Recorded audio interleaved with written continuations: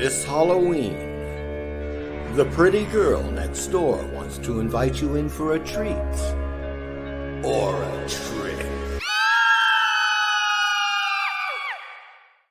Witch Tales.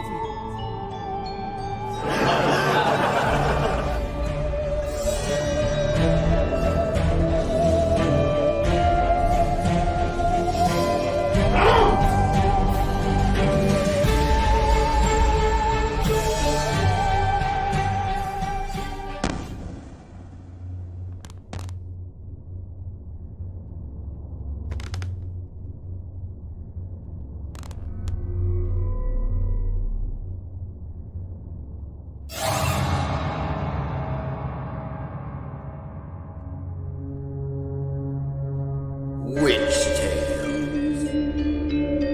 See it with someone who doesn't bite. Much.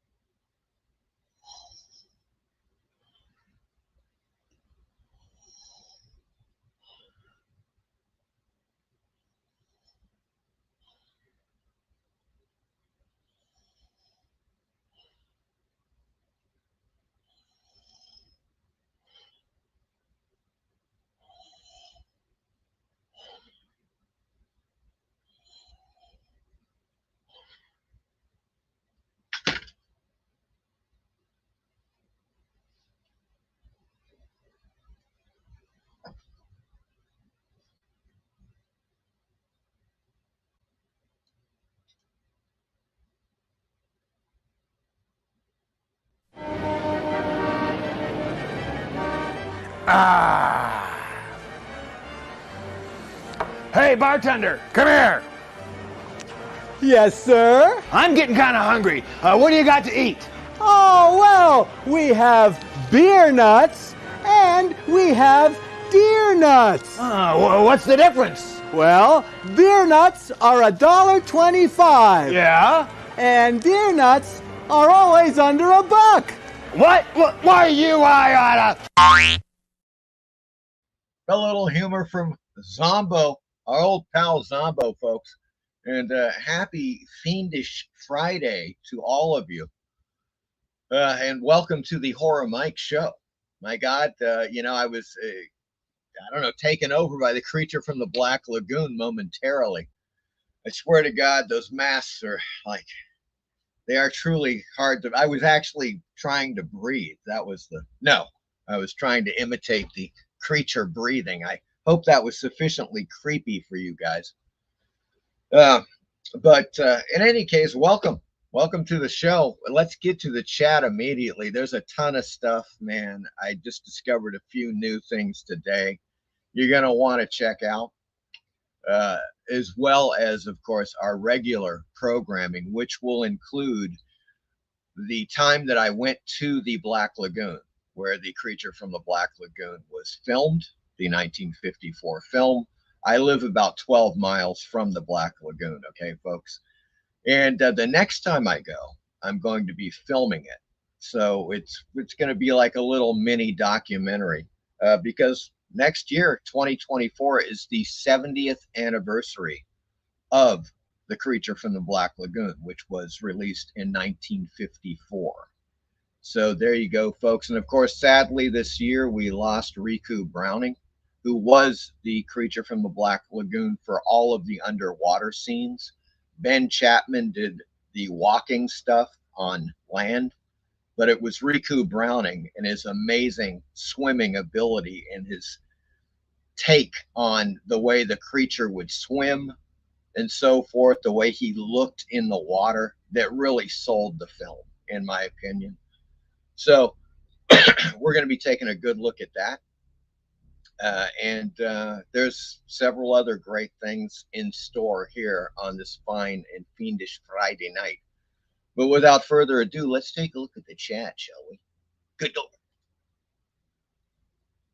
Good Lord. Okay. We're bombarded here. Okay, now the Sanford method. Oh, Nelly. Hello, Sanford. The Sanford method. I get it. What does he say? I'm coming. What was this? Oh, fuck, I forgot his wife's name. I keep wanting to say Wheezy, Wheezy, I'm coming, but that was the Jeffersons. I don't know. If anybody knows in the chat, you know, Sanford was always doing that shtick. Eric Boyd is here. Hello, Eric. How are you doing? My good God, man. Great to see you. Great to see you, Eric. Steve Harrison is here. Hell Sunday.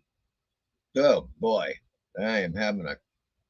Oh, Hell Sunday post. Oh, Horror Mike and Gang. Okay. Great show. And it should be pointed out that the... once again, Steve was unfortunately not able to be with us last Sunday for the Captain Strangelife Horror Mike Spook Show on Captain Strangelife's channel. But I wanted to say again, thanks to Steve Harrison. He got me some great clips on Spook Show stuff, which you guys saw. So many thanks to Steve for helping out on that. Michael Taylor is on the scene. Hello, Michael Taylor. Good to see you, man. PBR Street Gang is here. Hello, PBR Street Gang. God, man. Gary Carlisle is in the house. Hello, Gary. Great to see you. Hotel Orloff is here. Gratu, it is fantastic to see you, my good man. Joe. Joe is here. Good God. Without the Horror Mike Show, I'd go insane. We're talking Travis Bickle meets Frank Castle Lowell. My God, man. Well, I'll try to keep it on as long as I can, Joe. Steve Harrison says, Tom Savini as the creep. You are correct, sir. And it was great. I liked Creep Show too. You know, it's really hard to beat Creep Show. I mean, but I think they tried in earnest to do a good sequel. It's not like it was a crap sequel like the threequel, the third one, Creep Show 3, which is, I don't even know what the hell happened there, but at least Creep Show 2 was a decent follow-up, and I love the Creep, Tom Savini Creep. Werewolf by Lunchtime is here. Hello, Werewolf. Howdy, Post Dwellers. Good Lord. Steve says, Bernie Wrightson did the graphic novel. Yes. Yeah, you know, and for some strange reason, in my entire life, I never got the Creep Show graphic novel. Never. Never bought it once. I've looked at it. I've thought about it. And I think it was just the price, you know, because I never got it when it came out. The price went up and, you know, but I got to check into that because I love Creep Show.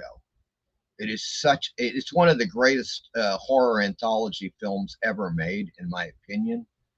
It's just so good. All of the episodes are fantastic, you know, and the acting. Jesus, you know, Hal Holbrook and Fritz Weaver in the Crate episode. That's Oscar-worthy stuff, folks, you know, or beyond Oscar-worthy. I mean, better than that, in my opinion. Steve Harrison says, a little green under the gills, indeed. Yes, folks. Love the mask, PBR Street Gang. Gilman is asthmatic. Here's the mask, folks. Now, this is a rather cheap version, but the sculpt is great. I mean, he looks really good as far as the sculpt goes, you know. It's just the paint job is, I don't know what the hell they were thinking with this paint job. They could have just gone with the darker green, you know, like the Trick or Treat Studios version. And it would look fantastic. But this was a $20 mask, you know, as opposed to the $55 Trick or Treat Studios mask. So what I can do and what I will do is repaint this to make it look more like the, you know, the paint job of the creature from the Black Lagoon. But I love the sculpt. I mean, it looks like the creature from the Black Lagoon, like really pretty much to a T, you know. Very cool. But man, talk about, you know, and I agree with Grot too, because he was talking about, you know, how difficult it is with wearing, like, especially a full head mask. Your sight is limited. Obviously, you can't talk. It's useless because it just sounds like more, you know, mumbling. You can't breathe very well. I mean, you couldn't do that. Doing that for like an hour or 2 hours, that's just, you're going to die, man. That's all there is to it. Steve says, great shirt, Mike. Yes, indeed. Folks, there you go. Captain Strangelove right there. Comics and collectibles. The shirt of the ages. And, of course, I am wearing kind of like a quasi-Universal Monsters shirt. As you can see, there's a Dracula and Wolfman mummy on here. You know, they do it like likenesses. It is not an official Universal Monsters shirt, but I love it, you know, made in the USA as well. I just wanted to point that out. PBR says, and the shirt is even better. Thank you, PBR. Yeah, I do. I dig the hell out of this shirt. It's kind of like, it's one of my convention shirts. So if I ever, when I go to a convention or a film festival, I'm taking this with me. There's no doubt about that. Michael Taylor says, I like that Creep Show cartoon short. Yes, I love that as well. Werewolf says, that's what too many fish sticks will do to you. Indeed. Good God, man. Michael Taylor says, very cool creature mask. It is, and it's very cheap. You can find them. I swear, you know, if you look around, you can still find that mask for $20, $25. And I'm one of the, I make the no budget movies, huh? I'm always looking for the cheap angle. You know, I have that Roger Corman ethic, which is like, try to get the best for the very least amount of money you can possibly pay for. And there you go. That's my whole credo on that, folks. Eric says, oh, damn, that will be awesome, Horror Mike, filming in the Black Lagoon location. I am. And I'm going to show you guys the deal behind Wakulla Springs and where I can go, for instance, in my kayak, and where I can't. That's one thing. And I do when we get into it, you'll see what I'm talking about. A lot of it is totally restricted. You cannot go swimming in it. You can't take a kayak in it. And I think that's a good idea. You know, you'll see what I'm saying when we get to it. Gotham City Comics is on the scene. Hello, Gotham City Comics. And with luck, I think PBR will be receiving that mystery box, the Universal Monsters mystery box, which came from Gotham City Comics. Folks, head on over to Gotham City Comics for all of your comics and collectible needs. For Christ's sake. I mean, come on, man. Werewolf says, you should wear the mask on location and scare the locals. I may take the mask down there and get somebody. I'll do something. I might do something with that. Steve says the lagoon idea came about at a party where a guest mentioned a strange creature sighting to the writers. That is correct, Steve. Yeah, it's a Spanish. There's a Spanish legend, and it might be an Amazonian legend about a half reptile, half human creature. And at this party, this guy was talking about the legend, and that's where the whole thing came from. You are correct, sir. Michael Taylor, pretty good breathing imitation. Thank you. I was trying to get that creature breathe. You know how he breathes on land, and because he's struggling to breathe, right? And so like, I was looking in the mirror and I was like, that looks pretty good. So I just thought I'd open it with me breathing like I was a fish out of water, if you will, folks. Steve Harrison, Elizabeth. Okay, thank you. I'm coming, Elizabeth. I'm coming to join you. Thank you. That's it. PBR Street Gang. Last Sunday was the best. It was. There was some rough. We had some rough scenes in there. I swear to God, man. I had problems with my computer at the very beginning.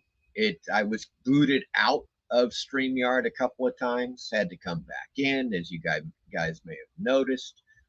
I froze up. I think it was just there was too much activity. We had a lot of people in the chat, and we had like film and background music going, and that was just too much for my poor little computer here. But it was overall really good. You know, I mean, I obviously I wish we had double the contestants at least, because we had a lot of people, man. You know, I mean, that was a really great, popular live stream, as it turns out.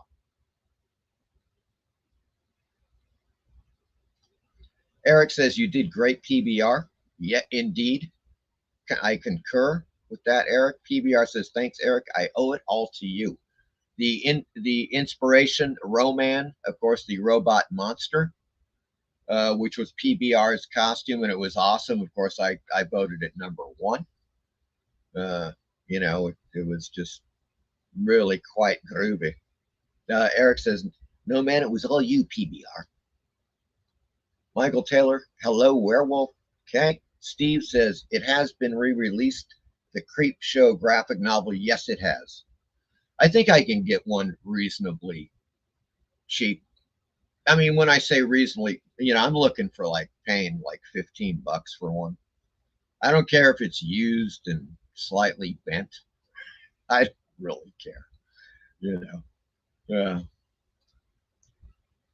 Steve says, Ted Danson, Leslie Nielsen, Creep Show. Yeah.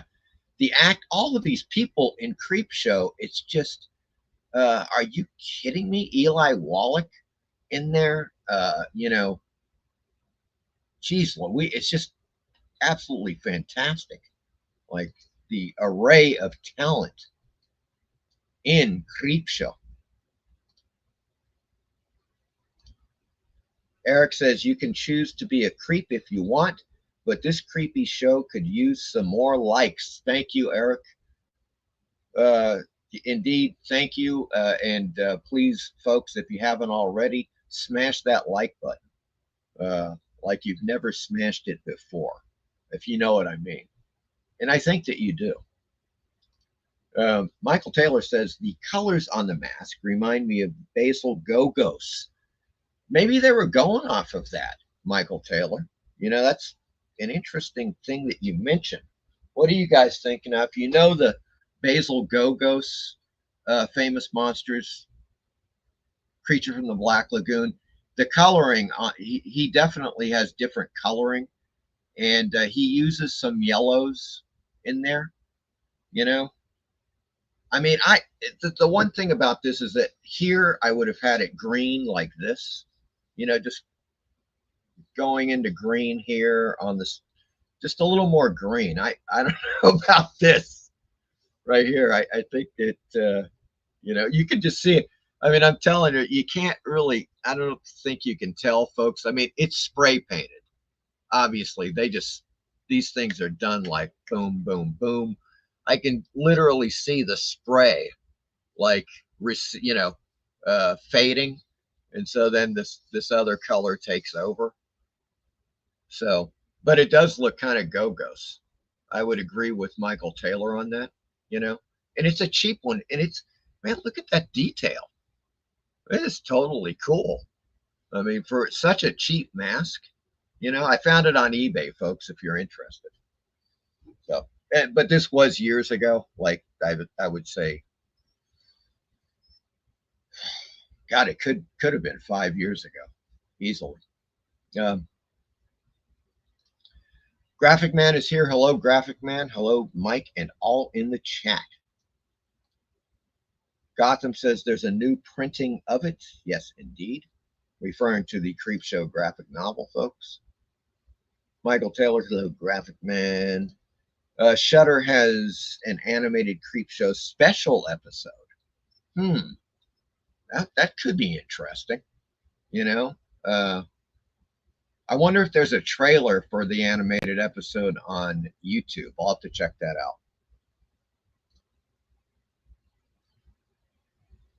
Eric says, stay away from those gators. Oh, the gators. The gators. Michael Taylor says, the video of you kayaking was good, and there's going to be more. I'm going to a few more locations, Michael Taylor. As a matter of fact, soon, like, well, when I say soon, by next May, I will definitely have gone to a few more locations, including Monkey Island. Yeah, folks, I'm talking Monkey Island with monkeys. Yes, we have wild monkeys here in Florida, too. You know, if the pumas and jaguars and alligators, and yes, even crocodiles in the South, there are actual crocodiles in the wild in Florida, in the South, like Miami way, you know, in the wild, way down there. There's all kinds of creatures. Now, in my yard here, I have seen, well, not much, a variety of birds, of course, squirrels, possums, raccoons,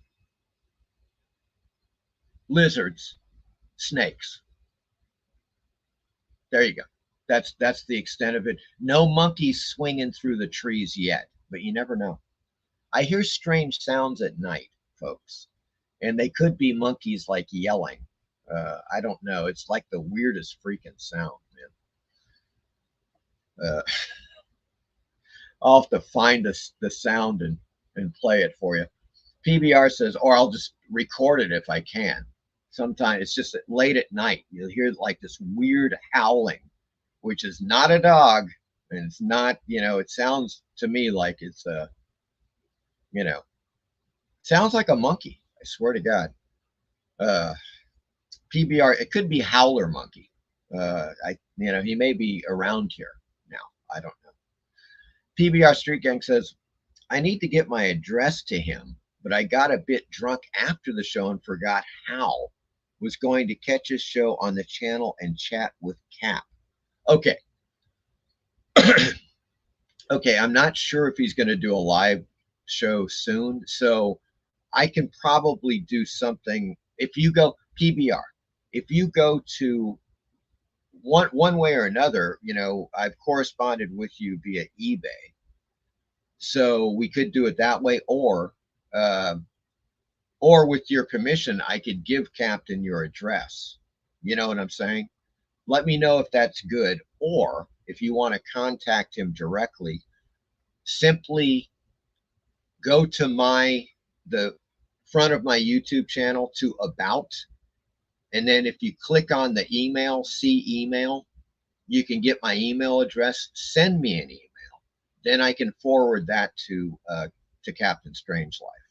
One of the two, whatever you want to do. If you want to contact him directly, that's the best way to do it. So just go to my About link on the top there, you know, where it says like videos, live shows, and then at the very end it says About, and click on that for my email.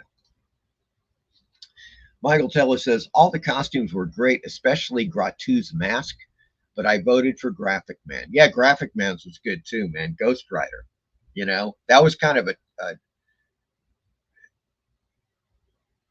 it was a tough one. I mean, I really loved the robot monster, and I'm partial to it. And I think PBR did a great job on it.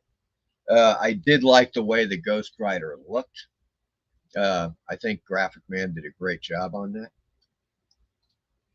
that. Steve says the creature mask would be great at a spook show on a pole over the audience. Yes. Graphic Man says, I thank all that voted for me. PBR's was outstanding, and Horror Mike's face paint was great. Well, thank you, sir. I couldn't do face paint because I would probably keep smearing it. Yeah, and that's something that it does. It's a constant problem. This time, however, I bought some. It's like this vial. You get a vial. It's yay big, and it's called Mayron face setting powder, and it's just like a, it's just like a white powder, but and you put it over the makeup, and then you wait. I wait a good 10 minutes, and then you just take a brush or something and get the excess off, and it sets the makeup. So I'm not saying it won't smear, but it makes it a lot harder to smear, especially over like 2 or 3 hours. It's the only way to go. Otherwise, that stuff is just going to go all over the place, man. Michael Taylor says, I dig the colors on the mask. It's a unique version of the creature mask. Yeah. And I love the sculpture, and I love that it was so cheap. That was another thing. Eric says, Basil was the inspiration for the hit 1980s new wave pop rock band, the Go-Go's. There you go, folks, right there. And that could be correct. Eric could be on to something right there.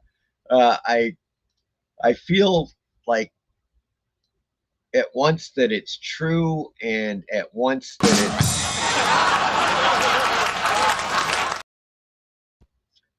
a rim shot with that. Okay, now let's get back here. Ricou Verlius. Hello from Lima, Peru. Good God. Do I know you, Ricou Verlius? Were you involved in some way with the Witch Tales film? In any case, buenas noches, amigo. Bienvenidos a la programa, I guess, or al programa. It could be masculine. I keep forgetting those things. Eric says, wait, wild monkeys in Florida? Yes. There are wild monkeys, and I'm going to go and find them. I mean, it's like you got wild monkeys. I've seen video of this guy kayaking in there, and you see the monkeys, they're hanging out in the tree, and there's like gators, going past him while he's in his kayak. So you got your gators in the water and monkeys in the trees. And I often wondered, of course, occasionally I'm sure a gator will snag one of those monkeys that's like sunning himself on the shore or something, and then it's too late. But then sometimes maybe the monkeys jump on the gator's back and they get a ride down the river. I don't know. Creep Show link. Is that what that says? I'm not quite sure what you're saying there, Steve. Gotham City Comics, we should have a Creep Show 2 watch party. Yes. I'm totally into that. That would be absolutely fantastic. Name the date. What channel should we do it on, Gotham City? We could do it on yours, mine, or the captain's, or somebody else's. I am totally into that, though. You name it, I'm there. A Creep Show 2 watch party, folks. I think that's a winning type of scenario. Michael Taylor says, what's the worst type of snake that you've seen in your backyard? A copperhead. It was a baby copperhead, and those could possibly be even worse. It was yay long. And look, it wasn't, I was picking up some debris from the hurricane. There's always something going on in Florida, folks. Freaking hurricanes hitting right and left. Jesus. Yeah. In any case, I'm picking up debris, and I had a big pile that I had left, and when you leave piles of debris, well, creatures tend to get under the debris, and so I get to the last parts of the debris, and sure enough, here comes a copperhead, writhing, and then he just jammed and he went into the second pile of debris, which I have not picked up yet. So he's probably in there, and he's growing, folks. That copperhead is getting larger. And you know what they say about copperheads? They have a long memory. Oh, yeah. So I'm, looking forward to that, say the least. Michael Taylor says, yeah, Graphic Man did a good job on the likeness of Ghost Rider. Agreed. Eric says, just a reminder, you can get a Blu-ray featuring Horror Mike's First Man on Mars via eBay here, folks. Yes, you can. And thank you, Eric, for that plug. I really appreciate it, man. Also, too, I want to say that I love you all, man. I love you all. Oh, wait a second. I'm not drunk. But hold on. I am going to get the linky here because I showed you the trailer. It is the perfect Halloween film, folks. It literally takes place on Halloween, and I'm talking about Witch Tales. I just dropped the link in the chat. Now, that's the link to rent it on Amazon. And I believe it's $3.95 to rent. So it's not a very expensive rental. It is a Halloween horror anthology film. Genuine. No BS there, folks. It takes place on Halloween Eve with a sexy witch. Oh, yes. That's what I'm talking about now. PBR Street Gang says, okay, thank you very much. You can give him my info. That is very kind of you. Okay, perfect. I will do that tomorrow, PBR. Eric says, I'll see myself out with that bad one. Graphic Man says, since I'm getting a copy of First Man on Mars, Mike, can you tell me where it was filmed? I don't really know anything about it. Looking forward to it. Yes. Yeah. First Man on Mars was actually filmed in various locations in Louisiana, in New Orleans, and also in Mississippi. And what's really funny is that one of the things that was initially very difficult I was thinking about was that there are scenes where the astronaut is walking on, the surface of Mars. So I was like, well, where are we going to go to find, a Martian type landscape with red rocks? You got to have that. That was a must for the scenes.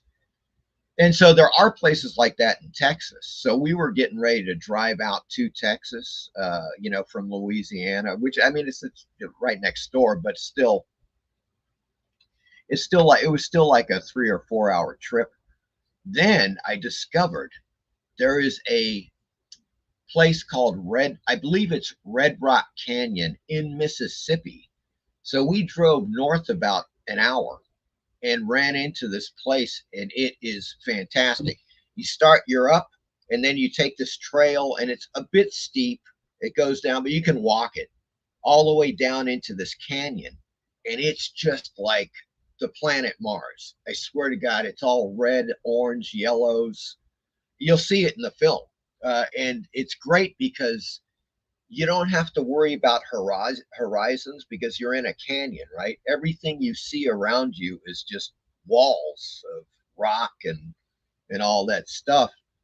And we got great footage. I loved the Martian footage, and I'm glad. I just kept looking and looking until I found something that was as close as possible and as realistic to, what I wanted to do with Mars. Joe says, when the monkeys make an alliance with the gators, it's all over for Florida. Yes, that's it right there. We're talking, it's the next eco-terror film, Joe. You know what I'm saying? First there was frogs, then there was Willard, and then there was frogs and gators. Monkeys and gators. Monkeys riding gators into town, robbing banks. That's what I'm thinking. That's kind of a good thing. That could be a rather hilarious comedy, actually. Michael Taylor says, yeah, Florida has a lot of different kinds of creatures. It sure does. Florida is kind of like the Australia of the United States. I would say. And, you know, in terms also of deadly creatures, we got all kinds of freaking deadly. I mean, it's constrictors, you know, we got, I mean, in the wild, it's really insane, man. They find these like 12-foot long boa constrictors, you know, in the Everglades and stuff, and panthers, well, no, I believe what I want to say are pumas and jaguars. They find those in the wild. Of course, we have manatees, which we'll see tonight. I got a couple of photos at Wakula Springs, but you'll be seeing video of those in a few months when I go back down there. PBR Street Gang says, would love to see Gotham City again. Eric says, here's a link for Gotham City Comics YouTube channel, folks, right there. Check it out. Go on over there and subscribe. You'll be glad you did. Michael Taylor says, yeah, Mike, be careful. I don't need to tell you how dangerous they are. Indeed. Yeah, they're dangerous, all right.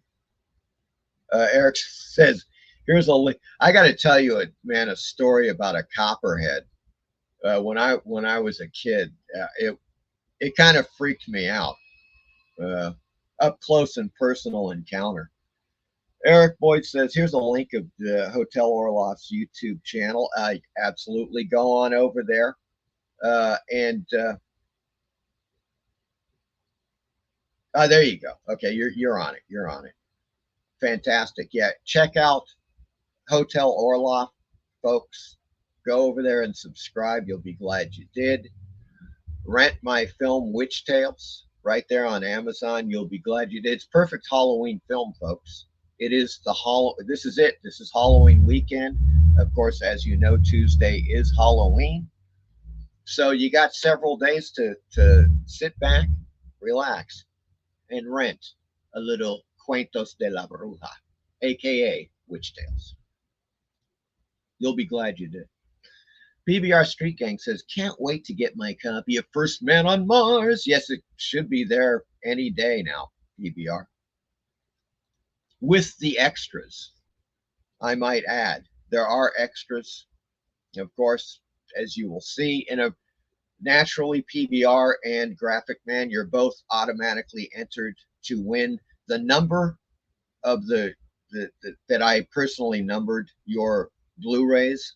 That is the number that is your entry number to win one of the movie props from the film. So just to let you know, that is your official number. Eric says, one more YouTube channel link. Oh, Captain Strange Life can be found here. Yes, indeed, Captain Strange Life's channel. Head on over. Oh, wait. I lied. Here's another channel link. Graphic Man has a channel. Yes, folks, Graphic Man.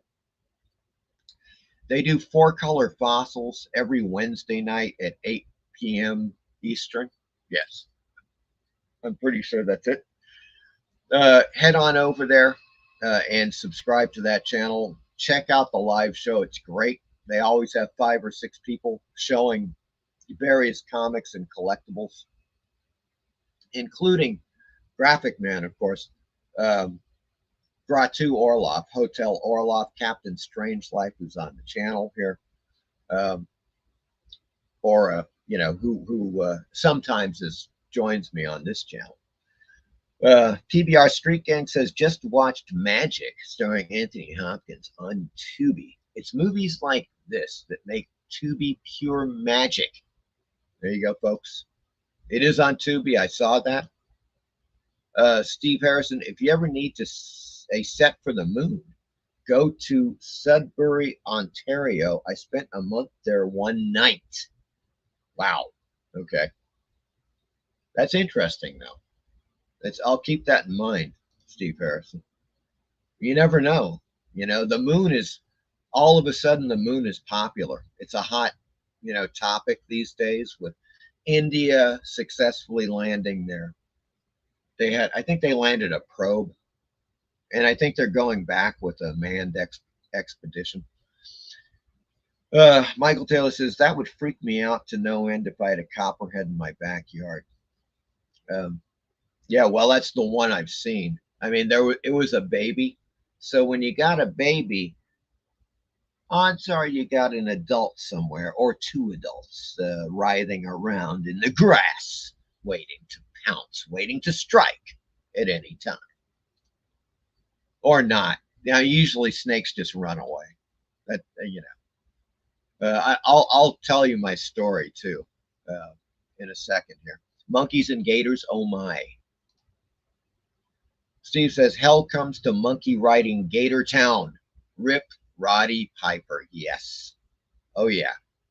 The, of course, co-star of Hell Comes to Frogtown. If you guys haven't seen it, I think it's still on Tubi. Graphic Man says, Horror Mike needs to make another guest appearance on the Four Color Fossils. Yes, indeed I should, and I will. Matter of fact, now I've got some groovy stuff that I haven't shown before, and I think that's an absolute possibility in the near future, Graphic Man. I'd love to be on there. Eric says, sorry that India moon landing looked fake, at least to me. Oh my God. Oh Lordy. Oh Lordy. Okay, guys. So in any case, here's the Copperhead story. So I'm like eight years old, living in Mississippi on the Gulf Coast, about a mile inland from the Gulf Coast. And there's just snakes. Well, I mean, there's literally where I lived, I could walk a few blocks and then go right into a swamp. That's what I'm talking about. And we did. My friends and I would often just go deep into the swamp, during the weekend on a Saturday or Sunday. And we're just, trouncing all around in there. When you're a kid, when you're 8, 9, 10 years old, you're just like, you're invincible in the first place. You don't think about these things. But it wasn't there where I encountered, we had any problem. We never, ever were bitten, or attacked or whatever by any snakes. And all of the times we went in deep into these swamps, when we were going across a creek, and we were wading across a creek one time, a water moccasin was coming right at us, and we just parted. We just like on either side of the creek and just let the guy like go right, downstream. That's what you do. You just basically let him go, obviously. And that was the closest really that we came to a snake actually. I don't know. I wouldn't say it was threatening us. It was in the water, and it was kind of like saying, get the hell out of my way or you will get bit. But oddly enough, it was in the garage. We had a ping pong table set up in the garage. It was a 2-car garage. Ping pong table set up on the right-hand side. And there were some boards leaning against the wall on that side. So often playing ping pong out there. And one day, playing ping pong, ball goes flying and it ricochets and goes behind one of the boards that's leaning against the wall. I just went down there, leaned in, and got my hand on the ball and realized that there was a coiled copperhead like right next to my hand, right next to the ball, and I'm like froze. I just was like, now what the fuck, I'm like 8 or 9 years old. And I just made the decision. I just yanked my hand out real quick. The snake did not even move, right? I mean, it was just coiled. It could have struck, it did not for some reason. And of course, it's one of those things where, well, I don't like killing stuff, but of course we had to kill it. So, and we did. It wasn't like we were going to take it and walk down to the swamp area and dump it out there. You just gotta, it's like nature is great, but inside of your house, no, not so good. It's not so good, folks. You want to keep it out. You want to keep it on the outside there, but it was a quick death anyways. Head severed by a shovel, It only took a couple of seconds. It went pretty quick, folks. Little suffering involved. In any case, I digress.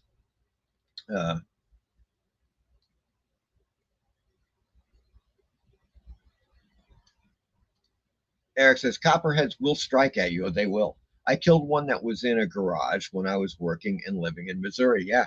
And they love getting in garages. And, you know, like I never encountered another snake in the garage other than another copperhead. It wasn't coiled. It was like slithering along on the other side of the garage. And that was it. No other snakes. You know, your occasional lizard or a frog. That was about it.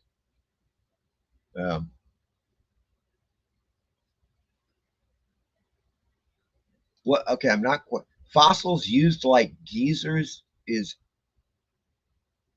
in the UK. I'm not sure what the hell that means. Eric says, yes, we use both terms. Ah, I see. Fossils interchangeable with geysers. Got it.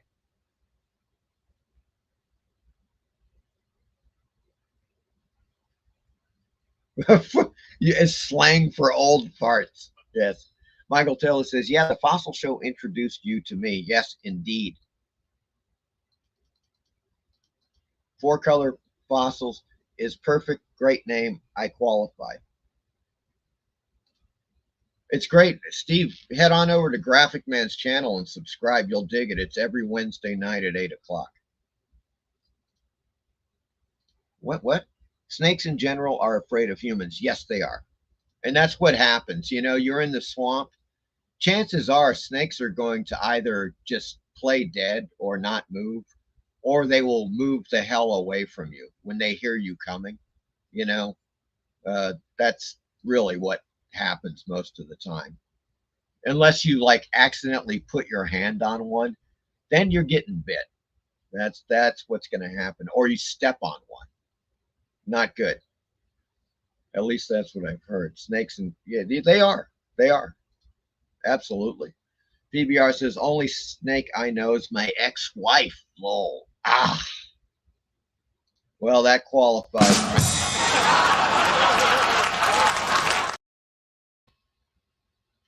That qualifies for a rim shot, PBR. Steve says, keep your damn garden hose out of the garage. Copperheads find them sexy. Michael Taylor says, Mike, you're very fortunate. Those things are lightning fast. Yeah, they are. They are. You're absolutely correct. Michael Taylor, I was lucky. Ricou Browning says, where was Cuentos de la Bruja filmed?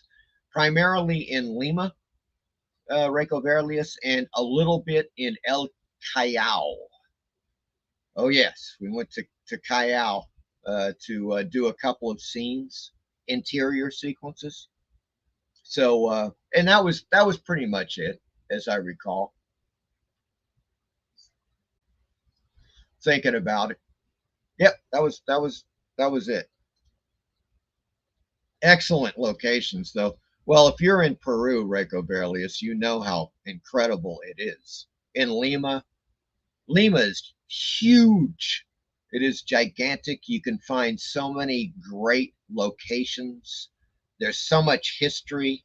You can, like, I mean, some streets you walk down, you know, you're looking at some architecture that's hundreds of years old, all over the place, incredible cemeteries, and beyond Lima. I mean, Peru is like one of the great archaeological sites of the world. There's no doubt about it. After being there, going to all of these various archaeological sites throughout Peru, you know, well, the Machu Picchu, needless to say, it's, you know, one of the great wonders of the world. But you've got other sites to the north and south, the Nazca lines and Nazca, fantastic. Going north, there's a variety of incredible archaeological sites. But yeah, the history when you're in Lima and Callao, it's there's just endless places that are fascinating because of the history of Peru, of Lima. So in any case, guys, now let me get back to the program tonight. Oh, you're going to dig the heck out of this, folks. Check it out. Now, I want to tell you about a couple of things. I'm going to show you some stuff, too. Oh, yes. But I wanted to show you guys this. Okay, this is PG, but you're going to dig this. Now, it's not horror, but you guys have to see these mock covers. You got to see them to believe them. I think you'll get a real big kick out of these. Now, let me see if I can.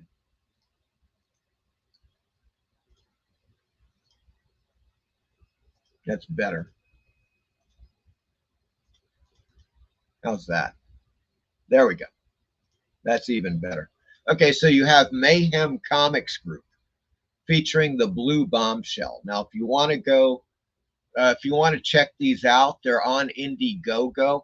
I think you would look up Mayhem Comics on Indiegogo. They currently have a campaign, but let me scroll down. I'm going to make this larger because you got to see it to believe it, folks.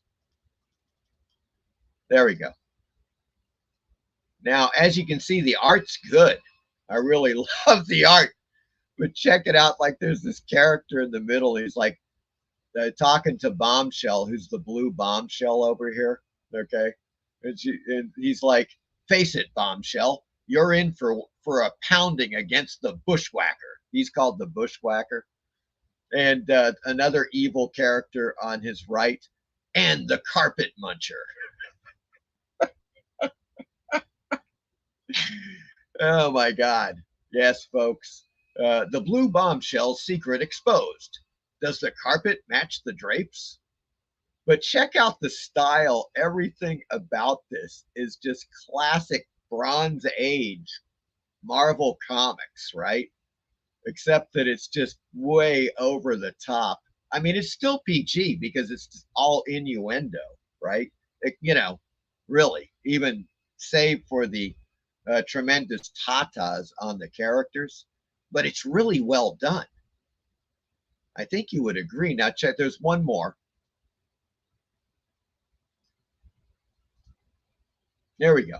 I'm going to reduce this so you can kind of get a better shot. Once again, it's the Blue Bombshell. Okay, now you get the idea here. The evil character is Thundercock over here. And of course, you got Blue Bombshell here. And below, that's, I forget who that is. Oh, it's Super Tits. Right. And she has been subdued by Supercock over here. So you got Blue Bombshell. I'm going to go in now so you can look at get a better look. Oops, shit. There we go. That's better. There we go. So she's flying in, Blue Bombshell, and Supercock says, "Back off, Bombshell. That radioactive rooster bit me, giving me the powers of Thundercock. And now Super Tits is going to feel my wrath." Now, I know you guys are looking at this and going, what the hell is this? If you haven't seen it, well, it's real. I mean, these are mock-up covers. I don't know if they're going to put out the issue with these variant covers. They should. I mean, you got to be kidding. These are the best covers by far of the entire series. Just go to Indiegogo.com, as I said, and look up Mayhem Comics if you're interested in taking a closer look. But these are just classic, you know, as I was saying, Bronze Age style, Marvel style comics, you know. I mean, it's hilarious. And the art is good.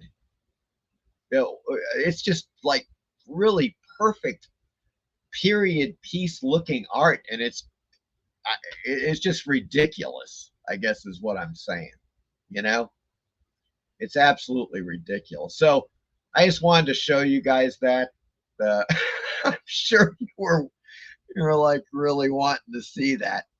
So there's that, folks. All right, we got that.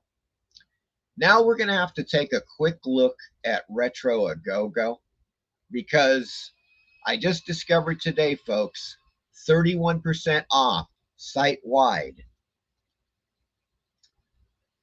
on almost everything on the entire site, man. It is their Halloween 31% off site-wide sale through the weekend.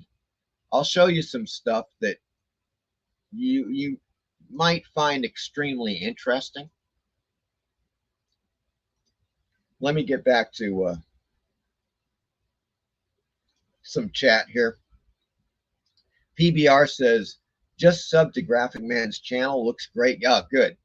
Good show, PBR. Michael Taylor says, Mike, I was just about to say that before you did. They got the Bronze Age style down. They do. I mean, it's like really well done. I mean, it's totally over the top, you know, and deranged. But those covers are truly well done. Whoever the artist is, they really they just nailed that look. You know, I would get those variant covers. The art I've seen, look, it's that kind of the art's fine. It's just the coloring looks airbrush colored. I know what you know what I'm talking about, and I'm really not a fan of that airbrushy looking modern coloring. I much prefer the old school 4-color process. That's all there is to it. I don't know, you know. What else can I say? It's just like those covers, you know. But oh, Eric's got the link. Folks, check it out. There's the link for Maidens of Mayhem on YouTube. And then from there, you can find the Indiegogo channel if you're interested. You know, once again, the covers I just showed you, I don't know. As of a week ago, when I looked at the Indiegogo site, they were not offered as variant covers. And I was like, are you kidding? These are the best covers you got. These are the best ones. They're hilarious. They're like underground comics, but but just at the PG point. You know what I'm saying? It's just like where you can totally get away with it. There's nothing shown. It's all innuendo and hilarious names for the characters and stuff. But it's just all PG, right? And I believe the inside of the comic is there is nudity, and it's more adult oriented. But I would get those variant, if they are variant covers, if they offer those. If they don't offer those, they're nuts. They're totally insane for not, because tremendous eye appeal, you know. And I'm not just talking about those super heroines either, the well-endowed super heroines. I'm just saying it's such a great send-up of the Bronze Age comic books, you know. Eric says, Clint Helinski, yes, was the artist, although I am on the fence with some of his stuff, still looks fun.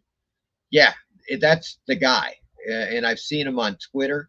As a matter of fact, that's where I found this. He had made a post, and I saw those images, and I was just laughing when I saw those, and I had to share them because they're too right on, folks. You know, they're just right on the money.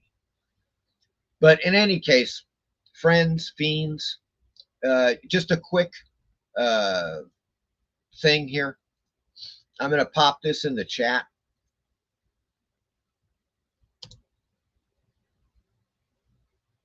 There we go. There's the Retro Go-Go link. Now, typically speaking, I got to tell you, like, some of the Retro Go-Go stuff is a little on the expensive side, but check this out. Okay, let's now consider 31% off. Now, you got, oh, well, obviously, this stuff. Here's what's new. These are freaking, oh my God. Check this. Now, these are not out yet, but check out. These are blankets. They're huge too. They're over 6 feet long by 50 inches wide. That's Tales from the Crypt, and it's got a bordered panel border on it. That is just beautiful, folks. Now it's 45 bucks. Yeah, okay, that's expensive, yes, but take 31% off. That brings it down to around 30 bucks. That just makes it much more reasonable. Also, check these out. Yeah, now that's also, some of these are so good. Spook Show, folks, horror and magic stage show with Bela Lugosi in person. That's a blanket right there, folks. 45 bucks. Now it's about $31, $31.50 with 31% off. And it's a huge blanket. Nice size blanket. Plushy. It's a plushy blanket, you know. Who wouldn't want to curl up with this on their couch, folks? I mean, the classic crime suspense story, Severed Head. Oh my God. That is just too good. Oh. Okay. But remember the prints that I was showing you guys before, these great creepy and eerie large format double-sided prints? Okay, they're $30 normally, but you take 31% off and it's like $21. So suddenly these double-sided prints get really reasonable price-wise. Let me just show you here. Let's take a look at this Frazetta print from Erie number 3. Now, these prints are 19 by 27 inches, which is a really good size. They're double-sided, so you get the amazing, of course, Erie number 3 cover by Frazetta on the front. And then on the back, it's a reprint from an interior ad page for Captain Company. I mean, how cool is that? So what you do, they have these. I gotta show you.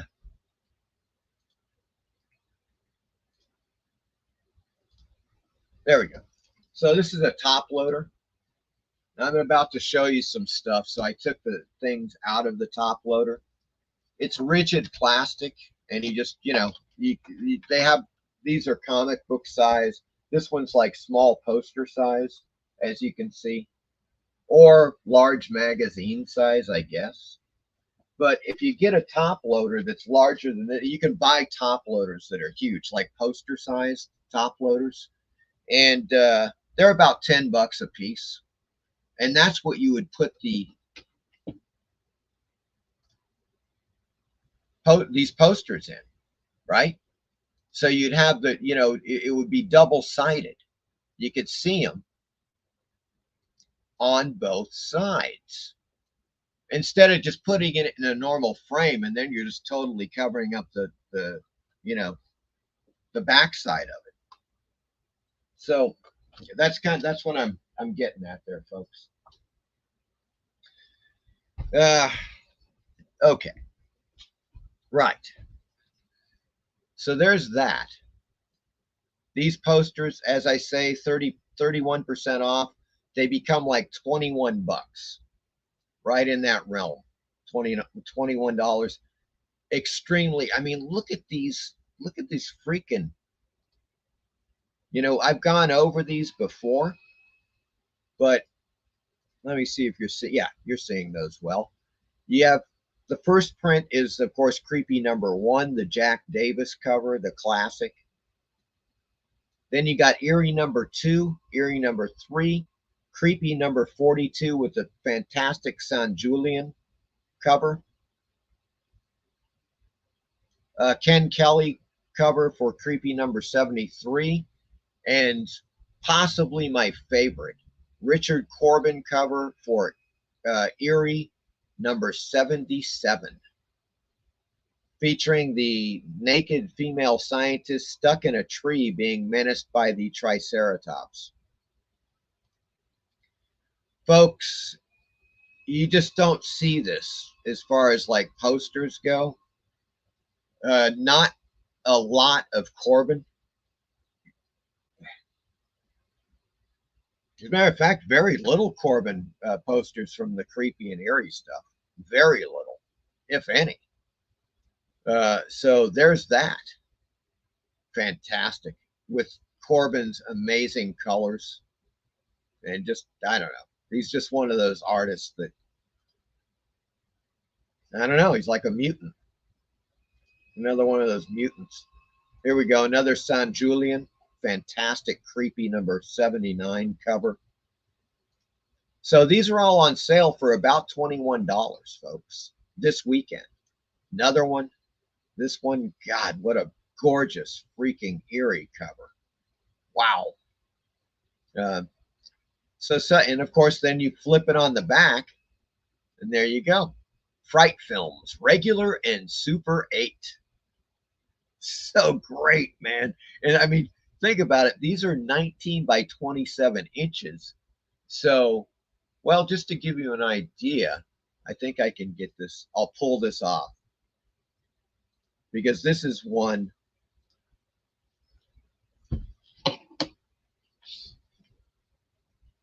I hope I can get this. Ah, here we go. Yeah, not a problem. This is my Creature from the Black Lagoon poster. Now it's framed, and this is roughly a 19 by 27. So you can get an idea as to how big those freaking, I mean, really great for the creepy and eerie magazine cover reproductions. Absolutely fantastic, you know. So there you go, folks. Other things include, while we're here, I just thought I'd show you a few more. They got these tiny terrors. I love these things. I don't know if you've seen these before. They're about 5 inches, I believe. They're not that big, but they're tiny terrors, and they're, you know, pretty cool. And of course, typically speaking, you're looking down here, a tiny terror is going to cost you $18. Now it's more like $12.50 for these little guys. They're out of stock on the Devil, though, sadly. Love that. Love that Devil. Love this, man, the likeness of Bela Lugosi on their little tiny terrors is really, that's really quite good. You know, they have the black and white version, and of course a color version. So once again, you take 31% off. That's like $12.50. Just, you know, and you can go through the whole, just check it out at your leisure. The sale is going on throughout the weekend. You know, if you're interested, they got a ton of stuff. You guys have probably already checked out Retro a Go-Go at one point or another, but when I got the email today, you know, for the 31% off, I was like, okay, wait a second, that makes stuff actually relatively cheap on the site. And I think it's needless to say, worth checking into, folks, over at the Retro Go-Go site. Indeed. Okay, now I'm going to move on here, because the next thing we want to do, folks, is go to my website. Of course we want to go to my website. It's horroranthologymovies.com, folks. Needless to say, where you can, it's your one-stop shop for all of my damn movies. Okay, so if you want to buy a First Man on Mars Blu-ray, you can go there. Links are on the site. You can rent Horror Anthology Movie Volume 1 or Witch Tales or Cut Up. is also available on this very site. So that's horroranthologymovies.com. But I have made a page for our little look at Wakulla Springs and the creature from the Black Lagoon. Oh, yes. Get ready, folks. Now, let me go back and get the chat before we move on.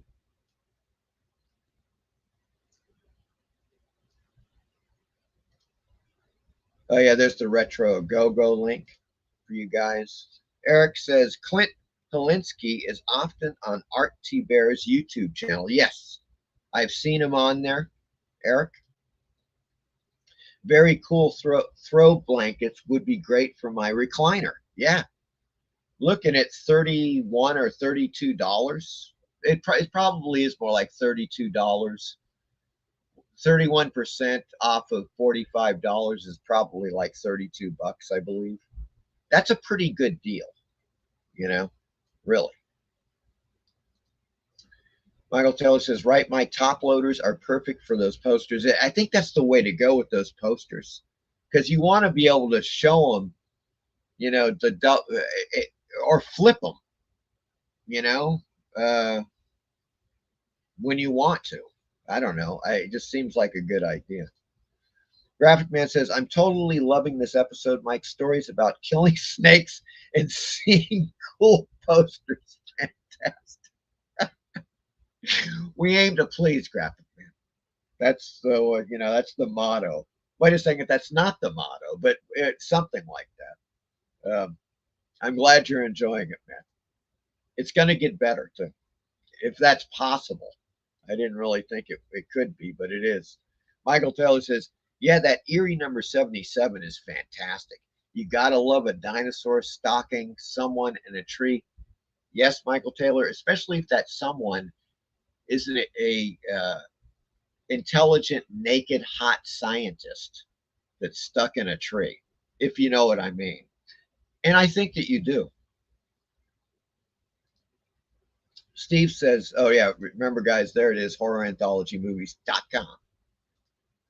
Steve says, most one-sided posters are about 20 bucks for one side. Yes. And these things are, they're hardcore. They're really quality stock. It's 80-pound paper. I believe that's what they said on there. And the reproductions look good. Those are, you know, reproductions of Eerie and Creepy you don't see. I mean, I got to tell you, folks, maybe you've seen some of those reproduced in a large poster size. I never have, you know. So it's really quite nice indeed. Lead Paint is here. Hello, Lead Paint. Good God, man, it's good to see you.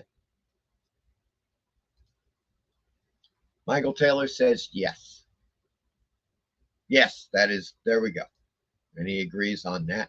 Okay, folks, so as you can see, we're at Wakulla Springs. Now, I took these about a year ago. I went there.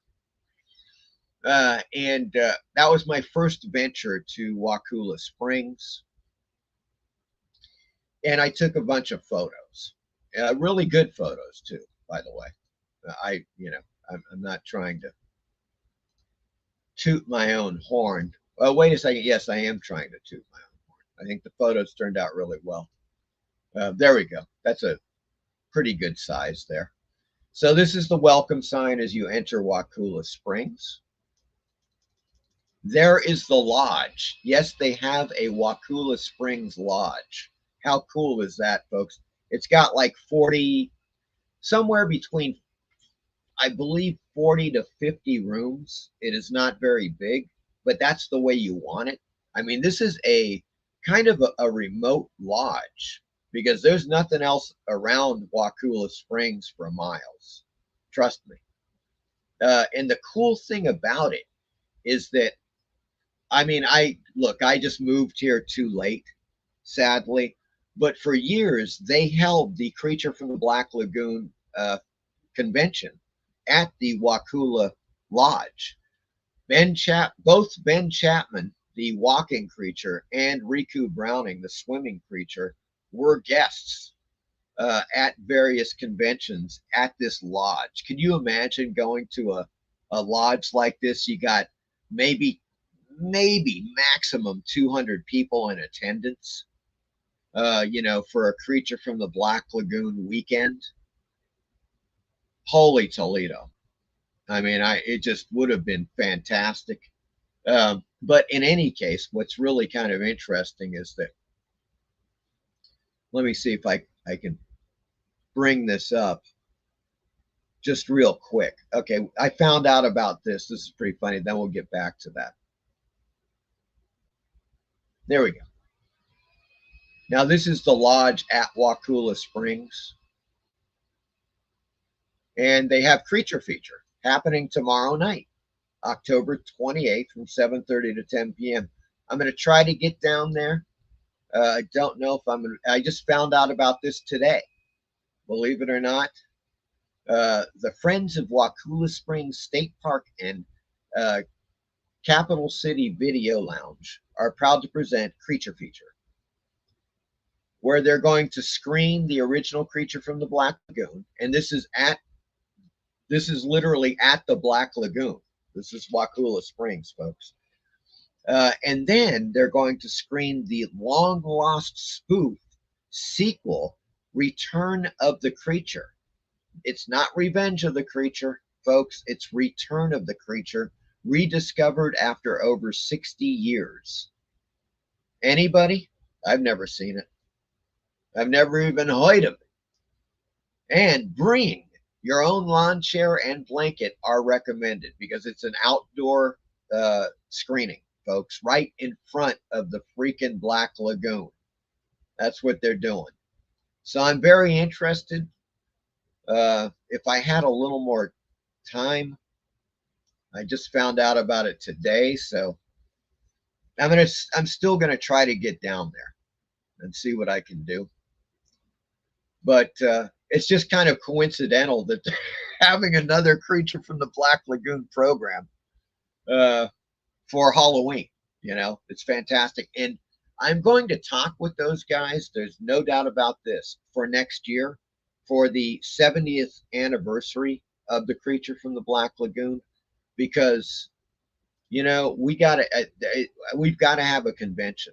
We've got to have a thing at this lodge celebrating the 70th anniversary. It's got to happen, man. So I'm going to check into that, and I think we can probably cook up something. I have a feeling that we can. So in any case, that event would be, of course, next year, and preferably like, I don't know, April, May, June maximum, because you don't want to be doing it in July and August or September. Really. No good. No good, folks. So April, May, or June, or possibly October or November of next year. That would be the best. So I need to talk to those guys first and see. Maybe they're already concocting something, you know? I mean, it's a big event. It's 70 years anniversary of the Creature from the Black Lagoon. And this is where they freaking filmed it. Well, they filmed all the underwater scenes, as you're going to see in 1 second. Check it out. Now, first, here's the photo I took of the primary of the area where they were set up to shoot the underwater scenes. Now, I'm going to scroll up because this is an original photo when they were filming the Creature from the Black Lagoon in 1953 at Wakulla Springs. So if you look at the tree line and the water line, I lined it up as well as I could, but check it out. Now I'm going to scroll down. That's it, folks.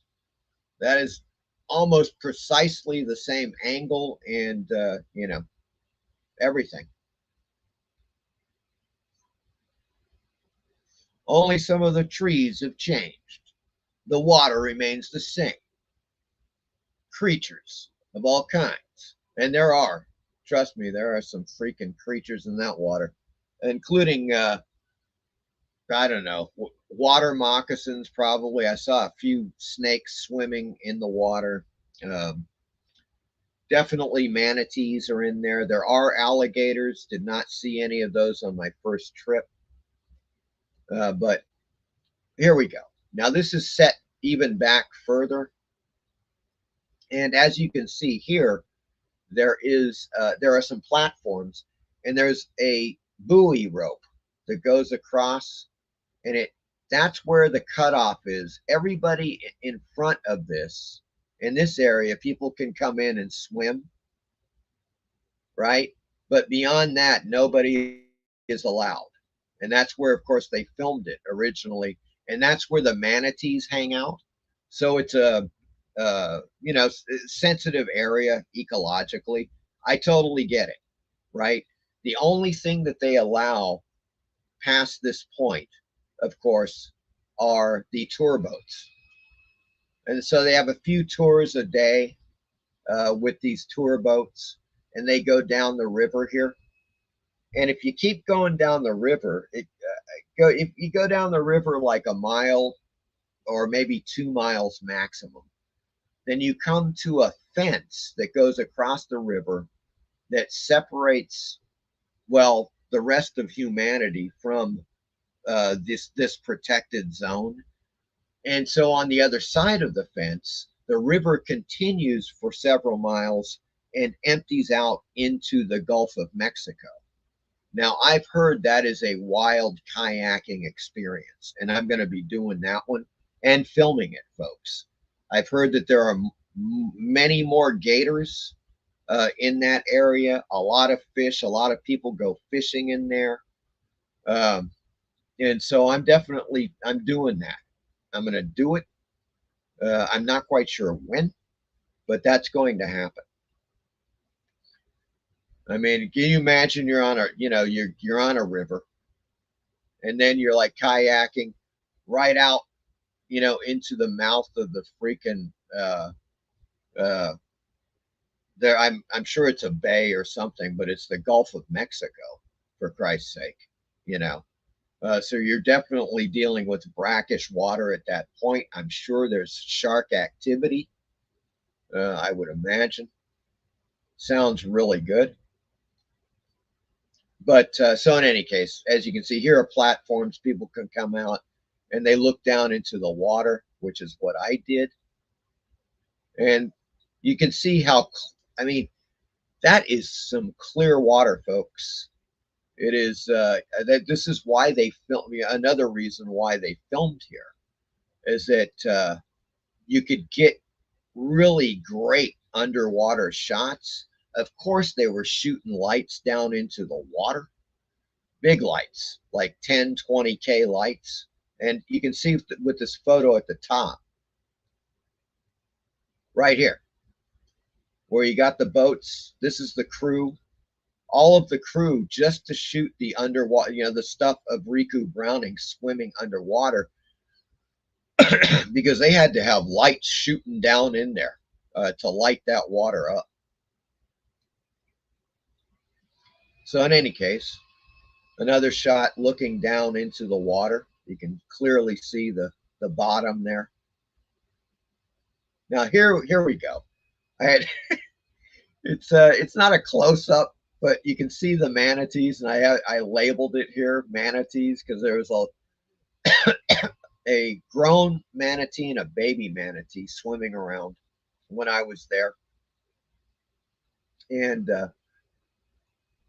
this is another shot, and you can see the manatee at the bottom here. So they're always swimming around there, but God, you can see the bottom of the freaking river right there. It's just clear as a bell. And this is it. I mean, that, folks, right here, what you're looking at is this. That's where Ricou Browning and the amazing cameraman and crew went down and they filmed the underwater sequences in 3D. You got to keep in mind, this film was the release, the initial release, and the whole thing about the film was 3D. So they're down there filming this thing in 1953 with a huge freaking 3D camera and getting these amazing sequences with Ricou Browning. Absolutely fantastic. That, folks, I don't know if you can see this, but I'm going to remove that. Behind me, right there on the wall, that's the photo. That is a framed poster, or I don't know, photo print, I guess, of that very shot of the creature and the cameraman. Because to me, it represents incredible technology at the time. It's technology combined with art in such a way where the two are indistinguishable from each other. And you don't realize just what they were doing and how involved it was and how tricky it was. It's just not a lot like, sending some dude down there to take photos of fish swimming around or some shit. They needed to get, this was a screenplay. They had to get scenes. All of these things had to happen. Ricou Browning's down there, and of course the other the actors or stunt people, stunt actors for the other actors. And they're getting these scenes together. Meanwhile, they're shooting it for 3D, and they got these huge lights just blasting down into the water. It's just stunning, really. It's absolutely a feat, a technological and artistic achievement of the age. There's no doubt about it.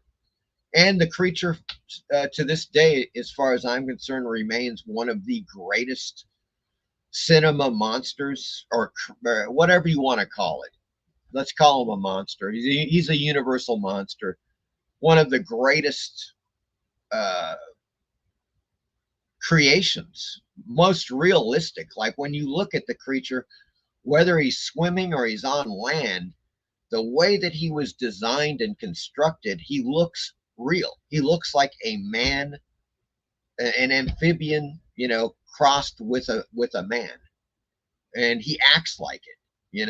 It's real, and it holds up. Watch the movie again; it's flawless. It's just an incredible film in that respect. And that's not to say that the story, the screenplay is absolutely fantastic as well. All of the acting, all of the people in there, Richard Carlson, everybody, involved in the film. Julie Adams, obviously fantastic. So this is Wakulla Springs. It's just a trip.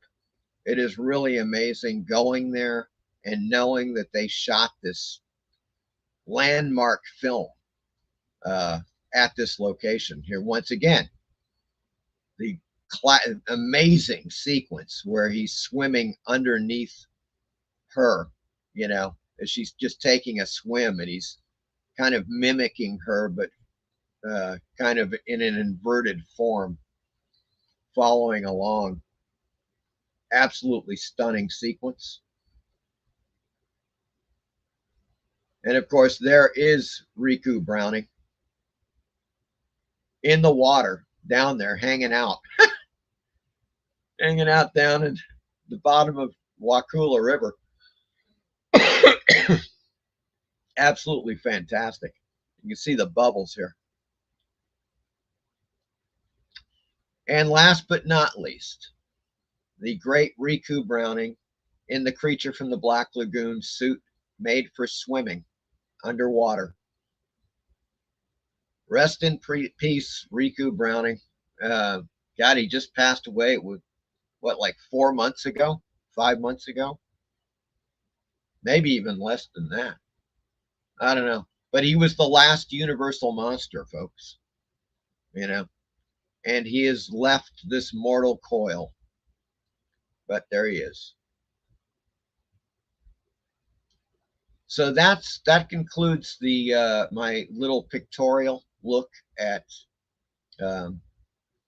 Wakulla Springs, just to give you guys an introduction And that when I go out there the next time, I'm totally doing a filmed episode, and I'm going to try to get interviews and so forth, obviously for the 70th anniversary of the film. Maybe there's going to be some people. We're going to try to get some kind of convention or film festival, something going on. It's got to happen because it's just too big of a film. When I think in terms of the key horror films throughout cinematic history, The Creature from the Black Lagoon is one of them. There's no, and even in the 1950s, when you look at all the incredible films like Forbidden Planet, Invasion of the Body Snatchers, we could just keep going down, and they're all fantastic. Those top films. Creature from the Black Lagoon is another animal, because it relied primarily on one, it was one creature. That was it. When you think about it, they're not giving you a ton of stuff. There's not like there's a ton of ants attacking, or in Forbidden Planet, you're like on an alien landscape and you got Robbie the robot and the creature from the id and all this other stuff going on. It's people in the Amazon confronted by a creature that doesn't want them there. That's really basically what it is. And so there you go. Until, of course, he discovers Julie Adams. And he's like, okay, I'll take the chick. The rest of you get the hell out. That was basically the kind of the premise there. But in any case, folks, that is Wakulla Springs. I might go to this event.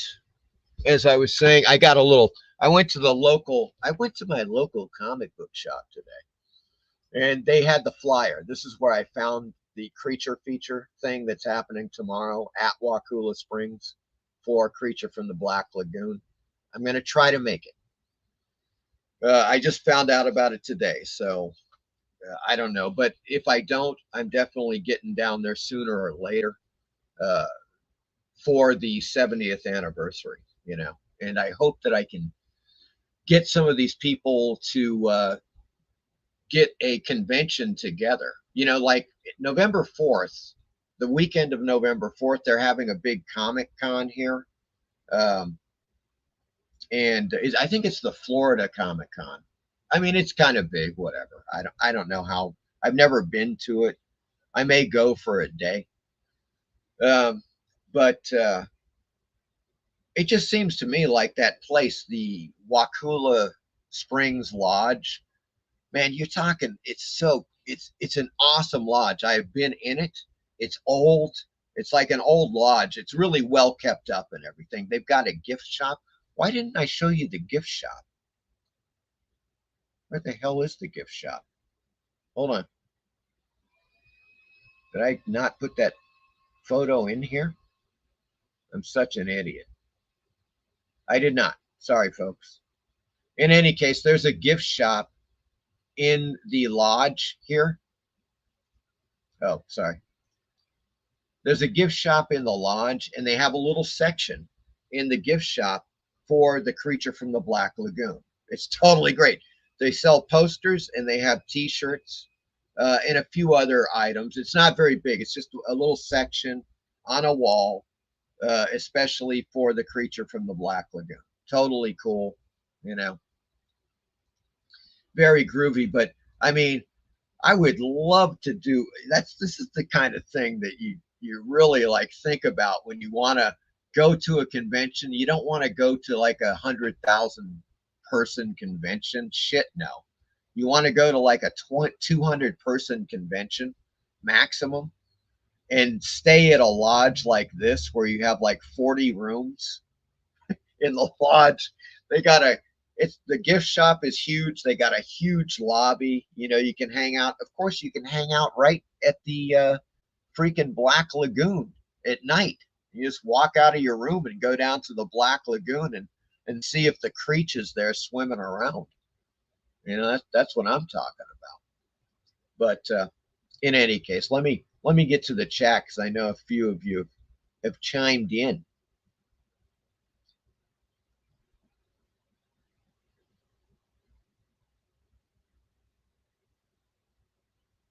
Where are we?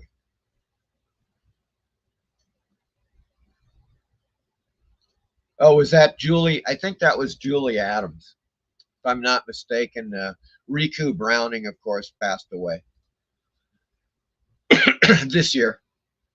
I heard land creature and water creature were rivals. They had a hate on for each other. They were at Chiller Theater late 90s in Jersey. Yeah, they did some conventions together. I heard about that. Personally, I think Ricou Browning was the man. Because, look, yes, Ben Chapman was great walking on land, but walking on land, I mean, come on, man. You just get in the suit and you're walking around. Ricou Browning had to swim. He had to make it look like he was not a man swimming. He had to make it look like he was an amphibious, half amphibian, half man. And it's incredible what that guy did, in a suit underwater. Absolutely fantastic. It's too bad we lost him. I would have loved to have interviewed him, for a 70th anniversary documentary. Creature Feature looks like a good time. Yeah, it does. It does. I'm going to try to get down there.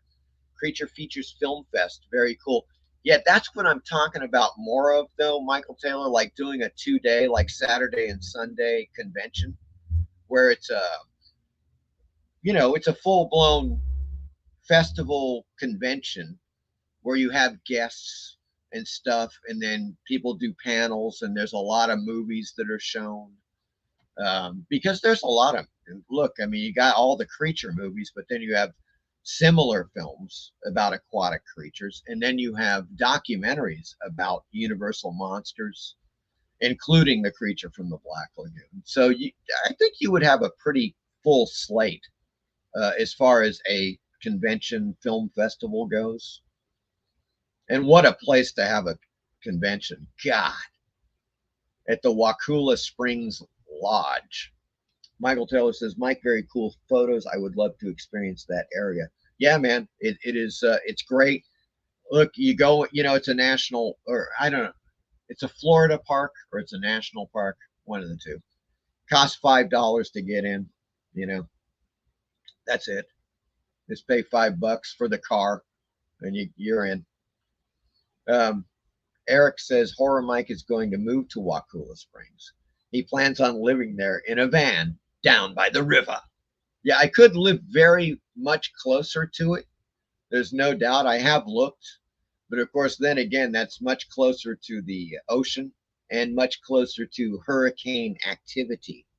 Well, hurricanes, when they hit the coast, that's where they're the worst. I'm inland, definitely considerably more.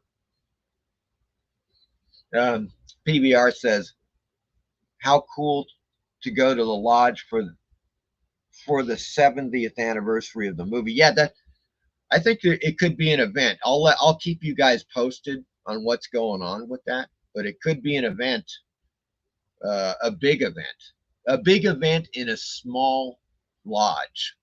Let's put it that way. At the Black Lagoon, folks.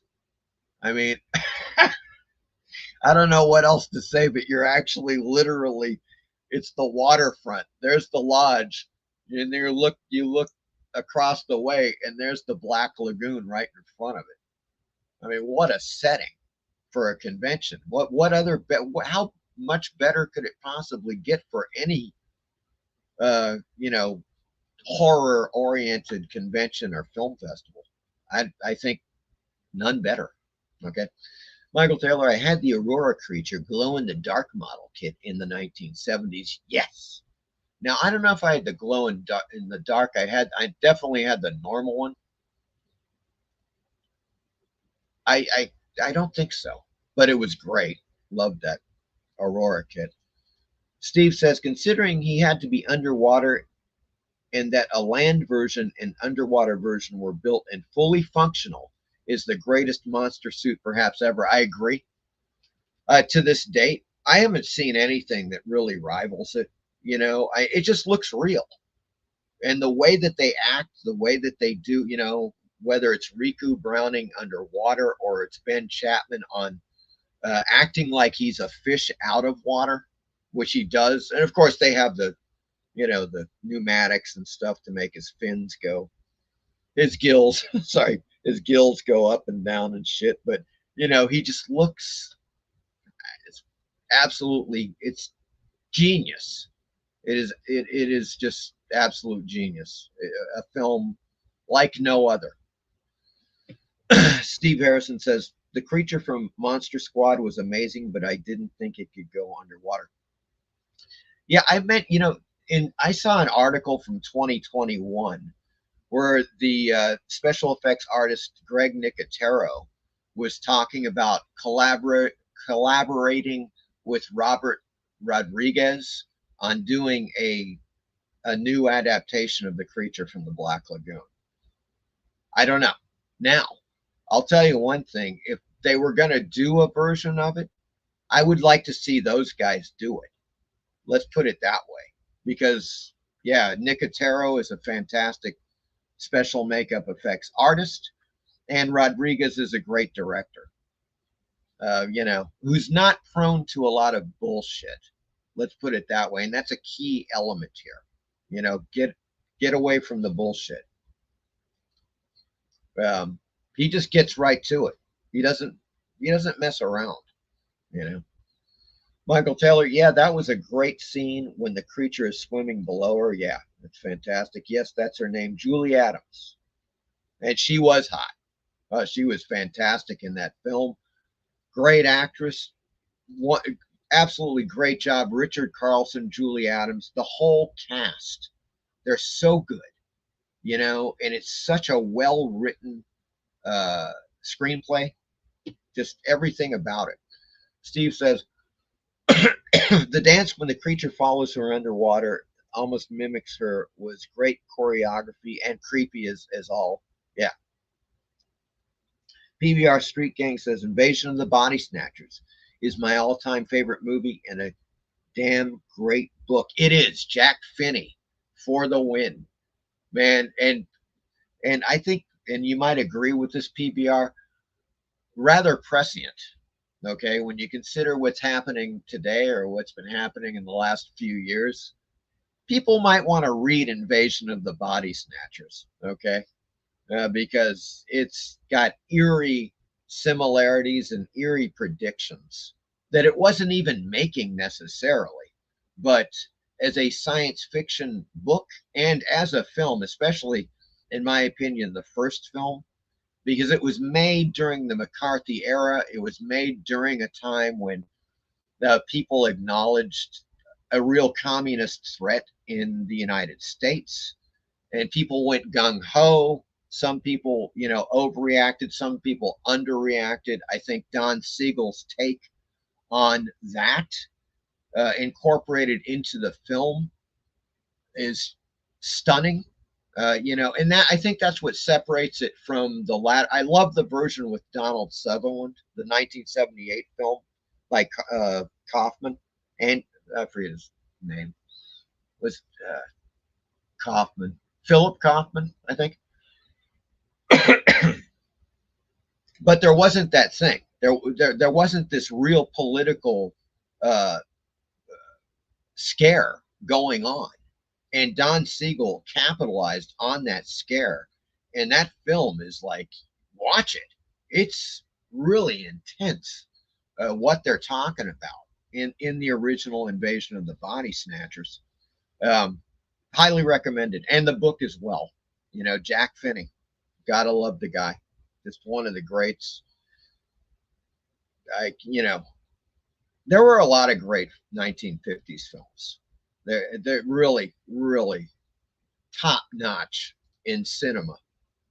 Some of the best stuff, especially in terms of science fiction. Hard to beat. Steve Harrison. One of the best monster shows I ever went to was a toy show in New York. So many old toys had a monster tie-in. Yes, indeed. Gary says, fantastic information, Mike. I'm glad that you're enjoying. Pardon me. You get that kind of like belching scenario. Excuse me, folks. Okay. I'm glad you're enjoying it. I'm trying to dish out as much info as I possibly can. Michael Taylor says, Mike, you should try and do a video when you go there if possible. I am. Yeah, as a matter of fact, if I go there tomorrow, folks, I'm taking my video camera. It's a bad thing to try to get impromptu interviews. I mean, it happens sometimes, but when people aren't ready for it, especially when you want them to impart information and, talk about things casually, you want to talk to them beforehand, and prep them and say, look, this is what I want to ask you these kinds of questions for the interview and so forth. And so they know you a little bit. But if I go tomorrow, it would be to make some introductions. And then for the anniversary thing, that would be the time to do a documentary, So there's some stuff, there's some possibilities, or maybe they'll just tell me to piss off. Who knows? I don't know. I'm just some freak with a YouTube channel. Come on. Who makes weird, low budget sci-fi horror films. Apex Comics is on the scene. Hello, Apex. Gary says the creature was my favorite monster. Yes, mine too. I got to say my favorite Universal monster, the creature. And then the Frankenstein's monster was second. And then probably the Wolfman was third. I mean, it gets really tricky there because there's some great ones. Of course, you have the original Lon Chaney, Phantom of the Opera. You have Lon Chaney, Hunchback of Notre Dame. But then, of course, you have Charles Laughton, Hunchback of Notre Dame, which is absolutely amazing, amazing stuff. Apex, I'm live streaming soon. Catch me after Horror Mike. Folks, yeah, after the show, head on over to Apex. Apex, drop your channel in the chat so people can find you over there, man. Good Lord. PBR Street Gang, is there a new Battlestar Galactica in the works? I could have sworn I saw something about it recently. I have not heard anything about Battlestar Galactica. Gary says, yes, hail Horror Mike. Thank you, sir. Michael Taylor says, hello, Apex. I did a shout out to your live stream at 9 p.m. He did, indeed.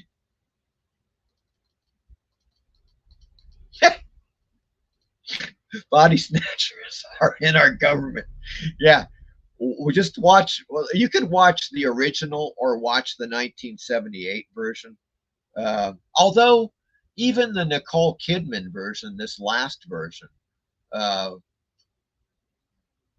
has political. It actually has direct political ramifications as well. I just don't think it's as good as the other two, but it's good. It's good. It's worth watching. Just for a more modern take on it. PBR says, Dave the Terrifics is my second favorite movie and book. Can't count the number of times I have watched it and read it. Yeah, Day of the Triffids is fantastic. It is a great, great film. And I'm talking about the original. Although there was a 2-part BBC miniseries that I thought was all right. Gary says, Dave the Triffids, great movie. Yes. Steve Harrison, Mark Goddard from Lost in Space kicked me out of the celebrity room at a horror show for having a camera. Rip Mark Goddard, sadly passed this week. Wow. Steve says, concerning Galactica, I heard something too. Apex Comics, I'm live soon. There you go. So, folks, after the show, check out Apex. There is his YouTube channel right there. Make sure you head on over. I'm probably going to head on over there too soon, as a matter of fact. Well, I don't know. I've got a little bit more to go here. Folks, we're about ready to head into Tubi time. And I know you've been waiting for it, and there's some good films on the burner. PBR says, hope it's good, Steve. Big Battlestar Galactica fan. Michael Taylor, Steve, wow.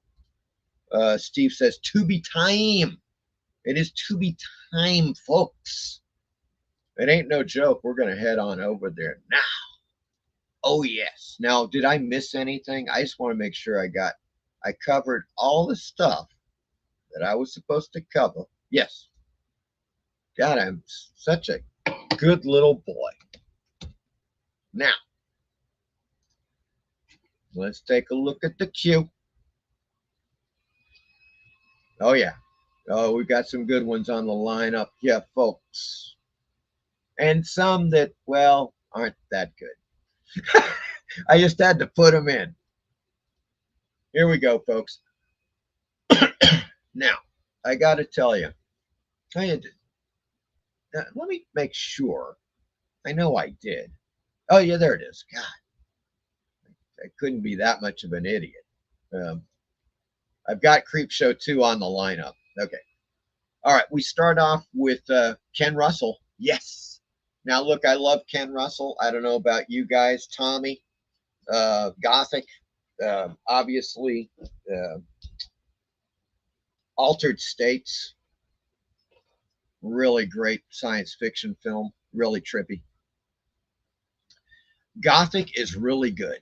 Gothic is, it's interesting because we got these two films side to side here with Mary Shelley, because Gothic is about it's kind of, you could call it the inspiration for Mary Shelley's Frankenstein.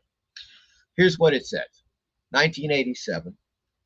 Lord Byron promises his guests a night of horror only a mad poet can deliver, and after partaking in hallucinogens, the guests tell ghost stories while exploring the dark corridors of his home and of their minds.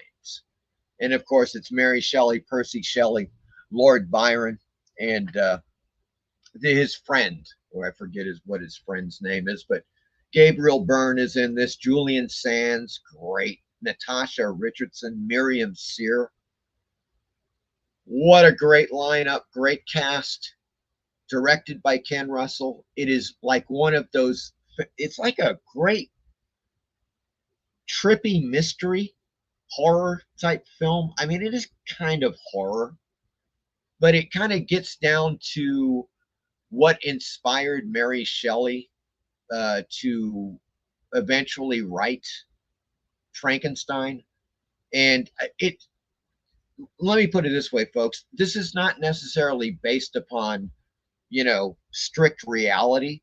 It's just a thing where we do know that Mary and Percy Shelley went to Lord Byron's house on, I think, various occasions. And so it's kind of like saying, yes, we kind of think that this type of thing would have happened with Lord Byron. And it probably did. So in that sense, there is a certain amount of reality to the film, and it's really well done. You got to check it out. Highly, highly recommended. Gothic. Sadly, I cannot say the same for Mary Shelley. Yes, folks, this is the feminist revisionist bullshit version. I'm not just saying that to be a douche or something. It really is. Check it out. Oh, God. Mary Shelley, 2018. Here's what it says. The torrid true life tale of how a passionate love affair fueled the creation of trailblazing writer Mary Shelley's Gothic masterwork, Frankenstein. Okay, no. I'm just going to say no right there, because here's what really happened, folks. And it's a review. This is just an IMDb review, but it's absolutely necessary to read this because it's true. Oh, God, Jesus Christ, these ads are just bullshit on IMDb. Okay.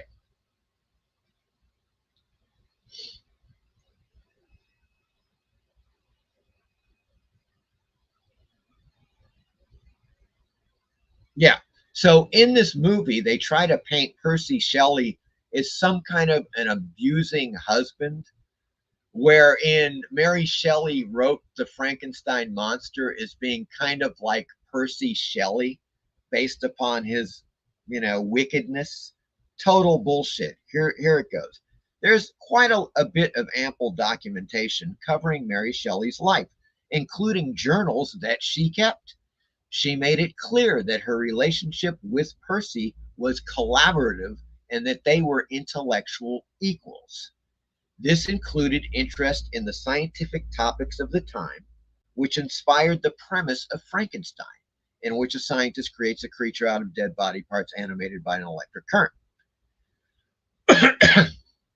Here, Percy becomes, in this crap movie, Mary Shelley, Percy becomes comparable to Frankenstein's embittered monster. He's falsely held responsible for the death of Mary's daughter, Clara, by fleeing from creditors during one stormy night, exposing the child to the elements. And later he abandons Mary for months, but in real life, he remained with her until his death.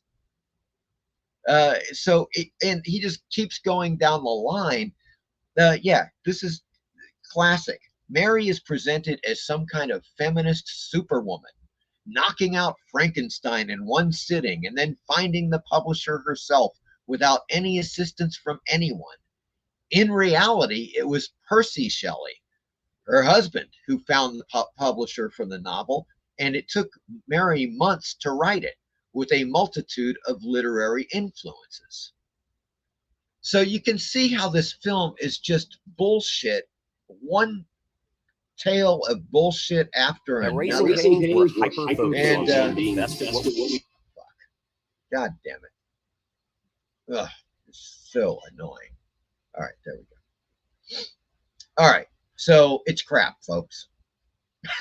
That's it. That's all I'm covering it. You can watch it. It's on Tubi. I'm not even going to waste my time.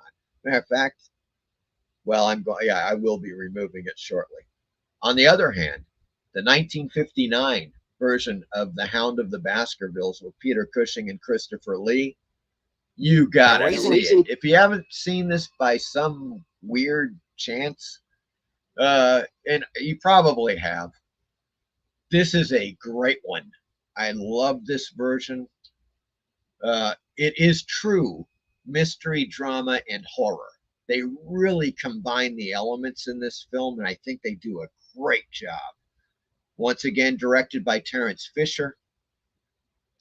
And yeah, so as it goes, on the moors of southwestern England, Holmes must solve the case of an ancient hound supposedly killing off a family of local nobility. It is so cool. I'm rewatching this. It's on my list. I have not rewatched it this year. It's soon, like in the next couple of weeks. I'll be watching it. And of course, there is Dr. Terror's House of Horrors, 1965, another great horror anthology film on Tubi. If you haven't seen it, you gotta see this one. It is an excellent horror anthology film. I love the host, well, the character Dr. Terror, played by Peter Cushing. He's so good. 5 passengers aboard a British train receive readings from a fortune teller, which predict the gruesome direction their lives will take. So good. Highly recommended, folks. Another one knocks it out of the park. The Old Dark House, 1932. Horror comedy. And it is truly a horror comedy, although I think it gets darker as it goes along. But what a cast. Boris Karloff, Charles Laughton, Gloria Stewart, Melvyn Douglas. Directed, of course, by the great James Whale. This is right in Frankenstein time, folks. James Whale is hot as hell. What a story. In any case, as it goes here, the byline: seeking shelter from a storm, 5 stranded travelers walk into the arms of danger when they become guests at the Femme family's mountaintop mansion. It's so good, man. Boris Karloff is great in this. He's just so freaking good. God, highly recommended. Perfect Halloween film, folks. It is perfect Halloween film. This could also be a good Halloween film. The Phantom of the Opera, 1925. Lon Chaney. It is on Tubi, and I believe this is a remastered version of it, if I'm not mistaken. You've probably all seen this before. If you haven't, check it out. It is fantastic. Lon Chaney, Mary Philbin. You know, just a great film. One of my favorite silent films, no doubt about that. And then another fantastic film. Most of these I put on here because I think they're really good, and they're really good Halloween films, you know. So, you know, I think they all work on a Halloween level. Phantasm is no different. 1979, and you guys may have seen this on Tubi, but this is the remastered version, folks. They did a 4K remaster of it, and it looks great. 1979, of course. Don Coscarelli, Phantasm. Another one, From Beyond. We switched to Stuart Gordon, and a great Lovecraft adaptation. Of course, with the vivacious Barbara Crampton. Oh, God. Yes, she's scorching hot in this freaking movie. But it's, you know, beyond that, it's just a great science fiction horror film. You got Jeffrey Combs in here, Barbara Crampton. Oh, my God. Barbara Crampton. Ken Foree, of course. Ted Sorrell is in this. Directed by Stuart Gordon. From Beyond. And it's, you know, it's a 85-minute movie made from I believe it was either a 10 or a 12-page story by Lovecraft. And I think Stuart Gordon just knocks it out of the park. It's fantastic. As it says, a mad scientist's invention allows him to see an undiscovered dimension. Unfortunately, the grotesque inhabitants of this realm can see him too. It's so good. Combs, Crampton, Foree, they just tear up the scenery, man. God. And here we go, folks. More great Halloween flicks coming down the pike here, folks. We got The Creep Show 2, 1987. And I think we should do a watch party, Gotham City Comics, of Creep Show 2. I think that would be quite great. This is a very solid follow-up to the original Creep Show. You know, it's one of those rare sequels where they actually put a lot into it, and it's largely successful. Let's put it that way. It was directed by Michael Gornick, who was for a long time George Romero's cinematographer on a ton of films, including Dawn of the Dead and a variety of films there in like Monkey Shines, ton of movies in the 70s, 80s for George Romero. So he directed this one, and it's good. It is good. And of course, the story's based upon Stephen King short stories. Highly recommended. And of course, folks, as you may have seen if you came in early, I've got the trailer for you. Well, it's not a trailer. I'm sorry. It's just a little intro, a very short intro scene, which is fantastic. There we go. Love it. You know, and as somebody was pointing out, maybe it was earlier, it might have been Steve, I forget. Somebody was saying, yes, the similarity. I mean, he kind of looks like Uncle Creepy from Creepy Magazine, the Creep. And I think that was a great, I can only assume that that was kind of like their homage to Uncle Creepy. Really well done. Tom Savini is fantastic. In that role. He's really good. I love the animation in this. In Creep Show 2, it's fantastic. It's just enjoyable. It's an enjoyable follow-up to the greatest horror anthology, possibly the greatest horror anthology film ever made, Creep Show. And I don't say that lightly, folks. Okay. And I've made some horror anthology films. Okay. And obviously, if I don't know. Okay, mine are better. No, just kidding. Just kidding. Creep Show is like, it's the tops. What can be better than Creep Show?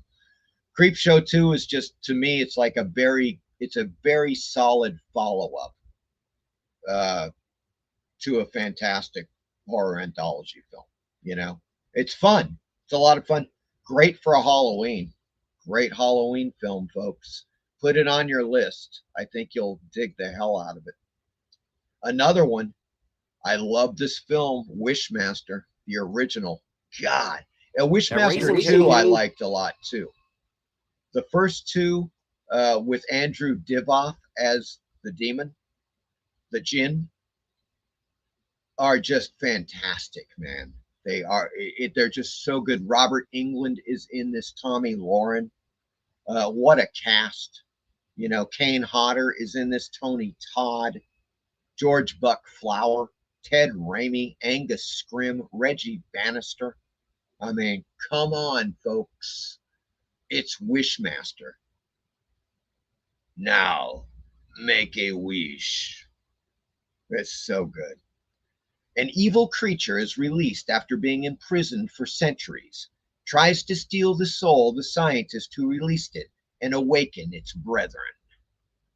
Andrew Divoff, he makes the Jinn, this character, one of my favorite latter 20th century horror characters. Absolutely. Unfortunately, I believe he was only in the first two Wishmaster films, and you can tell, because I think with the third film, they switched actors for some reason. Don't know why, because Divoff was the Jinn. And no doubt about that, man. He was so good. So good. And it's really just a lot of fun. It's one of those films that is absolutely has got this Halloween atmosphere about it. You can watch it anytime, but I think it definitely works well for the Halloween season too. Highly recommended. If you haven't seen it, check it out. Now, this one's only for certain tastes, folks. It's on here. I've seen it. And it's Halloween Pussy Trap, Kill Kill, 2017. An all-girl band headed to their biggest gig are lured by an evil genius into his hell house, where a trap room requires the death of some for escape. Yep, that's what it is, folks. Halloween Pussy Trap, Kill Kill. It's got its moments. Yeah, I wouldn't rush out to see it. But I don't know. I mean, there were some things about it that were good, and some things that weren't really that good. That's all I can say. It's got pros and cons. It's maybe worth a watch. Let's put it that way. As far as Halloween Night goes, I have no idea. This is a 2006 film I have not seen as of yet. It's on my list, but I don't know. Who knows? Maybe somebody watching now has seen this. An inmate violently escapes a maximum security facility His Halloween massacre will make him Southern California's greatest mass murderer. That is it. Halloween night, 2006. I just put it on here because it's called Halloween night, folks. So that's pretty much why I did it. So there you go. Now this one's interesting. I've not seen this yet, but it looks pretty cool. Halloween Feast of the Dying Sun. This is a documentary. This documentary explores the ancient Celtic origins of Halloween and how the superstitions around the holiday persist to this day. So there you go, folks. Halloween Feast of the Dying Sun. As I said, I have not seen it. I plan on giving it a watch soon, sooner than later. The Addams Family Halloween special. It's fun. It's on Tubi, folks. Check it out. This was from 1977. It's absolutely worth watching. You know, you still have God, boy, lost my mind. John Astin, Ted Cassidy, Jackie Coogan, Carolyn Jones in the lineup for this 1977 special. And it's a Halloween special. I mean, for Christ's sake, we are in the days, the final days counting down to Halloween on Tuesday. So this one may be one you want to check out this weekend for the Halloween season. Stan Helsing. Now, folks, I know what you're saying. What the hell are you talking about, Horror Mike? Well, it's on Halloween night, folks, and I like this movie. It's actually a ridiculously goofy send-up of various horror films. And it's got a couple of the hottest lead actresses I've seen in a horror comedy. Let's put it that way. They're scorching. They're scorching hot. In any case, Stan Helsing, 2009. On Halloween night, a video store clerk related to Van Helsing, but of course it's Stan Helsing, and his motley crew must defeat the 6 greatest movie monsters of all time. Now, also Leslie Nielsen is in this, and he's got a fair role in this. You know, he's not just doing a cameo. He's in it a fair amount of the time. It's just crazy. It's wacky. It's goofy. It kind of along the lines of Scary Movie type of thing. And I think for me, it was a lot of fun. It's a lot of fun. I tend to watch it once every 1 or 2 years. You know, it's one of those movies. You know, I like it. I just like it. That's it. I know a lot of people probably hate it. I mean, it does say on the top, from the executive producer of Scary Movie, Stan Helsing. So you know where they're going with this. And Kenan Thompson is pretty damn funny in this film. It's got a lot of laughs. It's got some great send-ups of classic monsters like Freddy, Nightmare on Elm Street, Halloween, Pinhead, you know, Chucky. They're in here. Leatherface. So there you go. Michael Myers. Now, on the other hand, folks, I was excited when I saw this. They had added this to the Tubi lineup, 1988 Jack-O-Lantern. Unfortunately, it's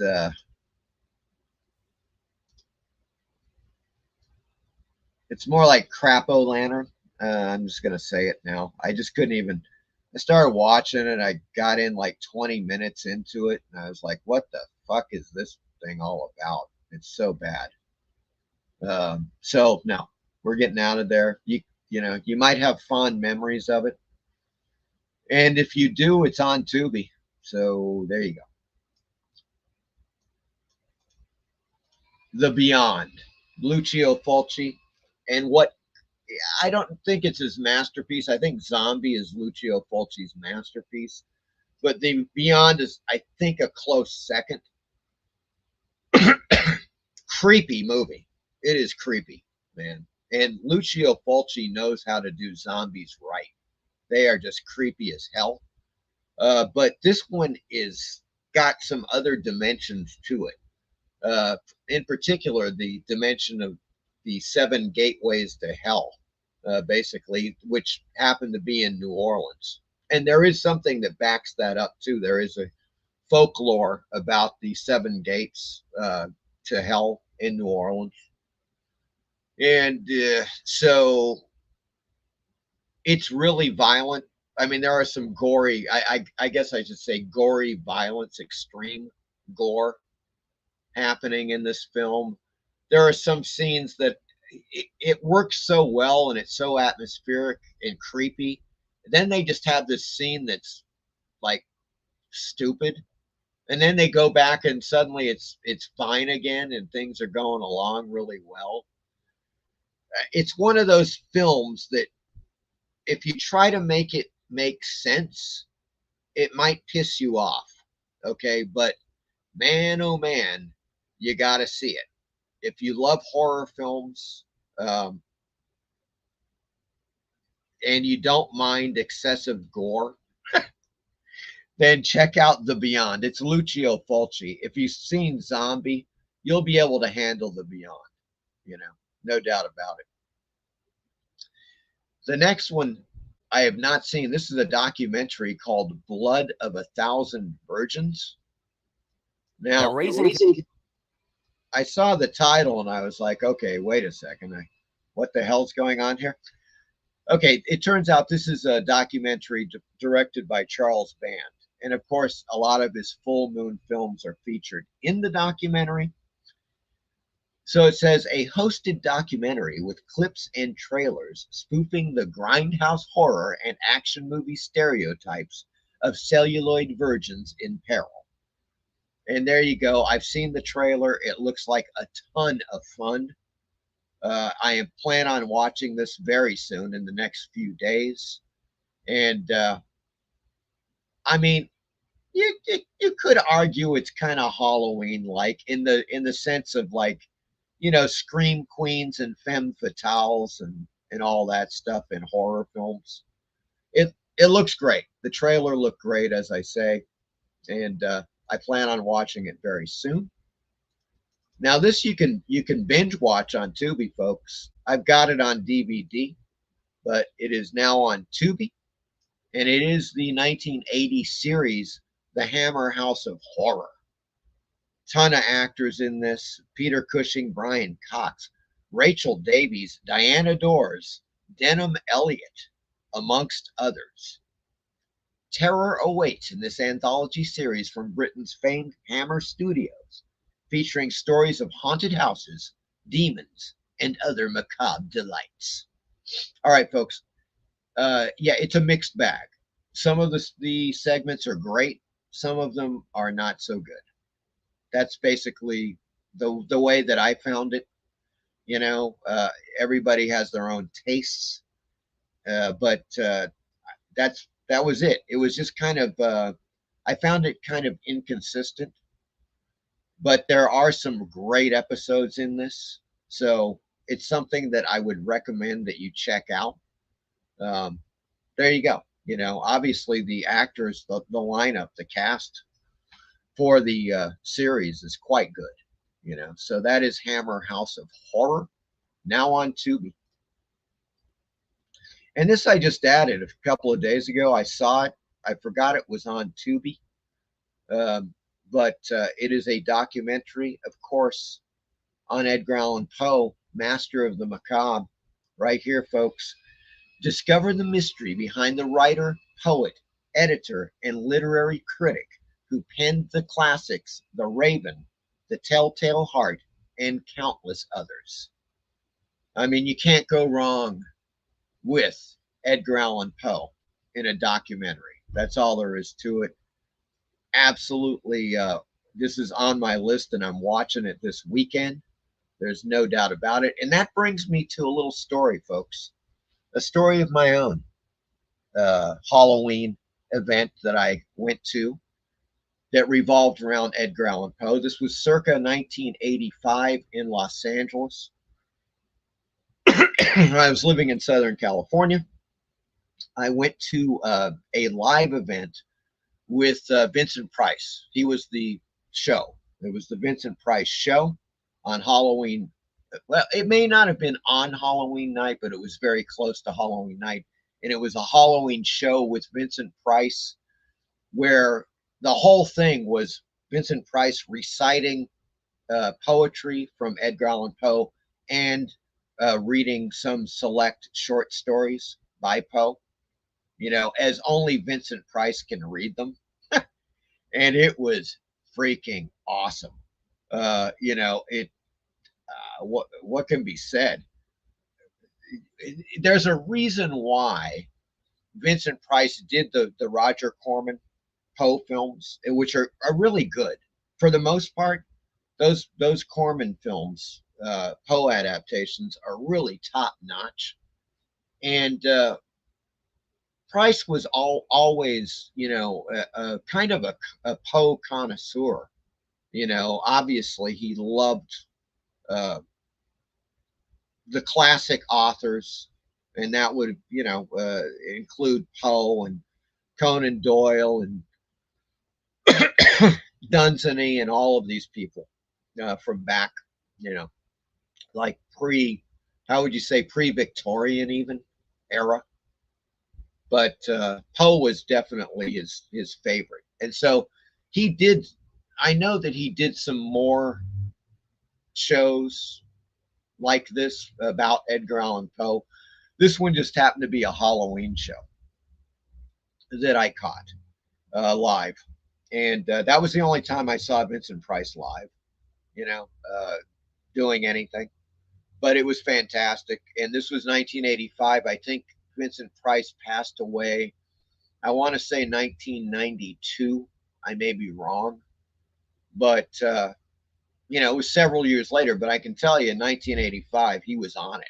I mean, he was just, he was crushing it with the Poe and the poetry, if you will, of it all. So it was fantastic. Great time. So let me get back to the chat. That does end the Tubi lineup for this Halloween show. I trust that you guys, if you haven't seen some of these, check them out. They're, God, once again, just to recap, Halloween wise, the Addams Family Halloween special, Stan Helsing, Creep Show 2, Wishmaster, absolutely. God, The Old Dark House, you gotta see it. Phantom of the Opera, Phantasm from Beyond. All of these have just, Halloween. It's got that Halloween vibe, I think, going for them. Gothic, absolutely. Hound of the Baskervilles and Dr. Terror's House of Horrors. There you go. But let's get back to the chat, folks, because I know some people have chimed in.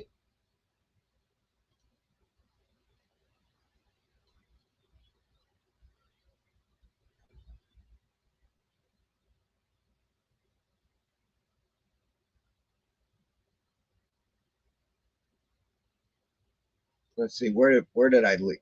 I have no idea. Okay, well, PBR says Altered States, very trippy movie. Yes, as only Ken Russell can do, of course. Michael Taylor says, I'm guessing Mary Shelley is a doc. No, far from it. It's a schlock. Let's put it that way, or a crock. Perhaps that would be the most apt description. Lead Paint says, that's the finest Hound of Baskervilles for sure. Great flick. Yes, I love it, man. Graphic Man says, I've seen Basil Rathbone, Hound of Baskervilles. I always assumed it was the best, so I never messed with any remake. I take it you highly recommend it. Yes, absolutely. Well, it's Peter Cushing and Christopher Lee. Yeah, it's fantastic. Although, Graphic Man, I agree. And I love it.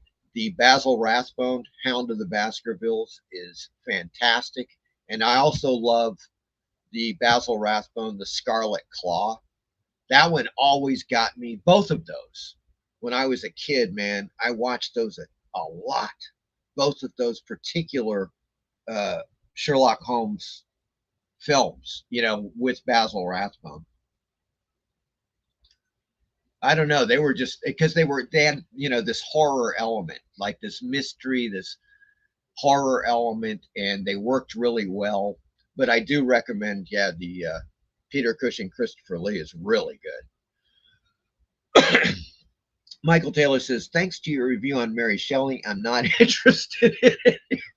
Well, I just read that guy's absolute correct take on it. They were just they're simply revising history, man. They're trying to make Percy Shelley out in, you know, into some kind of a jerk, an abuser, you know, this evil guy. He was not. Mary and Percy Shelley had a really great, close relationship, and he was there until the end. So that film is just bullshit. That's all I got to say about that. Lead Paint, that's a great version as well, Mika. I have it on DVD. I may have it on DVD too, like as a compilation, maybe. Gods and Monsters is a great movie based on James Whale. It has a great nightmare sequence from Frankenstein monster in it. The monster is loyal to Jack Pierce. Yes, I've seen that, and it does look really good. I don't know who the makeup artist is on that, though. Gotham City Comics says, I own a piece of the Creepshow 2 original art from the second graphic novel that was never published. Whoa. That's fantastic, Gotham City. Yes, we would definitely love to see that. Oh, man. Yes, I want to get a delivery truck like that. Yeah, that truck is freaking swank, man. I love that truck. Michael Taylor, very cool Creepshow animated short. Steve says, I have met Savini, and he's extremely intense and threatening. He was an ex-army photographer in Nam, and so he's done in FX is based upon things he's seen. Yeah, I've met him a few times, Steve, and he was really nice. I don't know what. I'm not quite sure. Maybe you caught him on a bad day, but he was like totally cool.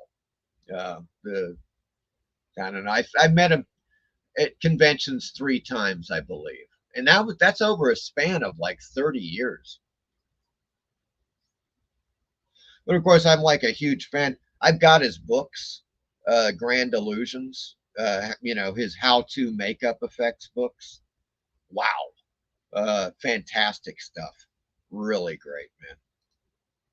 He is, I mean, he is he's intense. Yes, he can be intense. I guess that you're absolutely right. But he just seemed like a very nice guy. Gary says, yes, Gotham City Comics, that truck is great. Lead Paint, no, you're right. Creepshow is the best horror anthology. Love it. I believe. It's just every one of them hits. Every one is fantastic. You know, all of the acting is great. I don't know. It's just all around. It's like a perfect film. It's a perfect anthology. PBR says, great. Which channel are we going to after this, please? It's up there. It's Apex Comics, PBR. Just look up the chat. He landed he put his URL in the chat. Apex.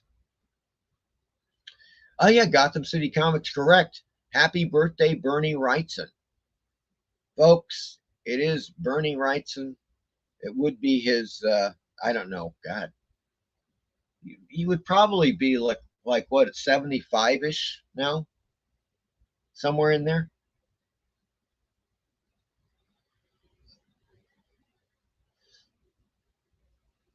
Maybe a little older. I don't know. Steve says Tales from the Dark Side movie was a good caliber film too. Yes. And I like some of the Tales from the Dark Side series too. PBR says Fat thumbed that comment meant to ask the channel we are going to after yours or Mike. Okay, that's Apex Comics. Apex, he dropped his linky, but just you maybe even subscribe to him, PBR, but his link is in the chat, and just look up Apex Comics with an X, Apex Comics, and you'll find it. It's on the YouTube channel thing. Michael Taylor, Tubi is your one-stop streaming service for all your horror movie needs. It is, in my opinion, and I think you concur, and many people do. I think it's the best platform overall. You know, Michael Taylor. There's also a video of the Munsters making an appearance at SeaWorld. That sounds familiar. They enter in the Munsters coach. They exit in the Sea View. Hey, Jacob Boranowski is here. Hello, Jacob. How are you doing? Good to see you, man. We are close to wrapping up the show, but Apex Comics is live. That's Apex Comics with an X at the end. And he's got his live show going. So if you're interested, that's happening. But I'll be wrapping up very quickly here. Let's see. Michael Taylor says, I think Poe grew up about 5 to 10 blocks from me, as well as a few other famous writers. I'll do some research and let you know what I found out. Well, Poe spent most of his time in either the Boston area or Virginia. I don't know if he grew up in New York, Michael Taylor. That's not sounding right. Although it's possible. Maybe he did. I don't know. PBR Street Gang, love Poe, Clark Ashton Smith, Algernon Blackwood, and Lovecraft. Yeah, there's a great lineup. Yeah, also William Hope Hodgson is quite good. And man, Hugh B. Cave, who wrote a lot of stuff for Weird Tales, man. Great writer. I love those guys, all those guys. Jacob says, Michael Taylor, that would be awesome. Eric says, it was great being here. Everyone have a horrible weekend. Got to go. All right, see you, Eric. Take care, man. Oh, yeah. Werewolf says, yes, 75.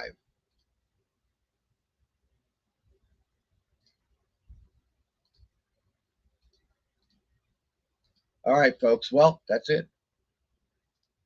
Oh, what a show. Okay. So here's the thing. Now, here's the potential plan. It's not the show. Hold on. Don't leave. I forgot. I wanted to show you guys these. That's why I brought these down. God, you're like a dick. Okay, now, first I want to show you this. These, you guys know.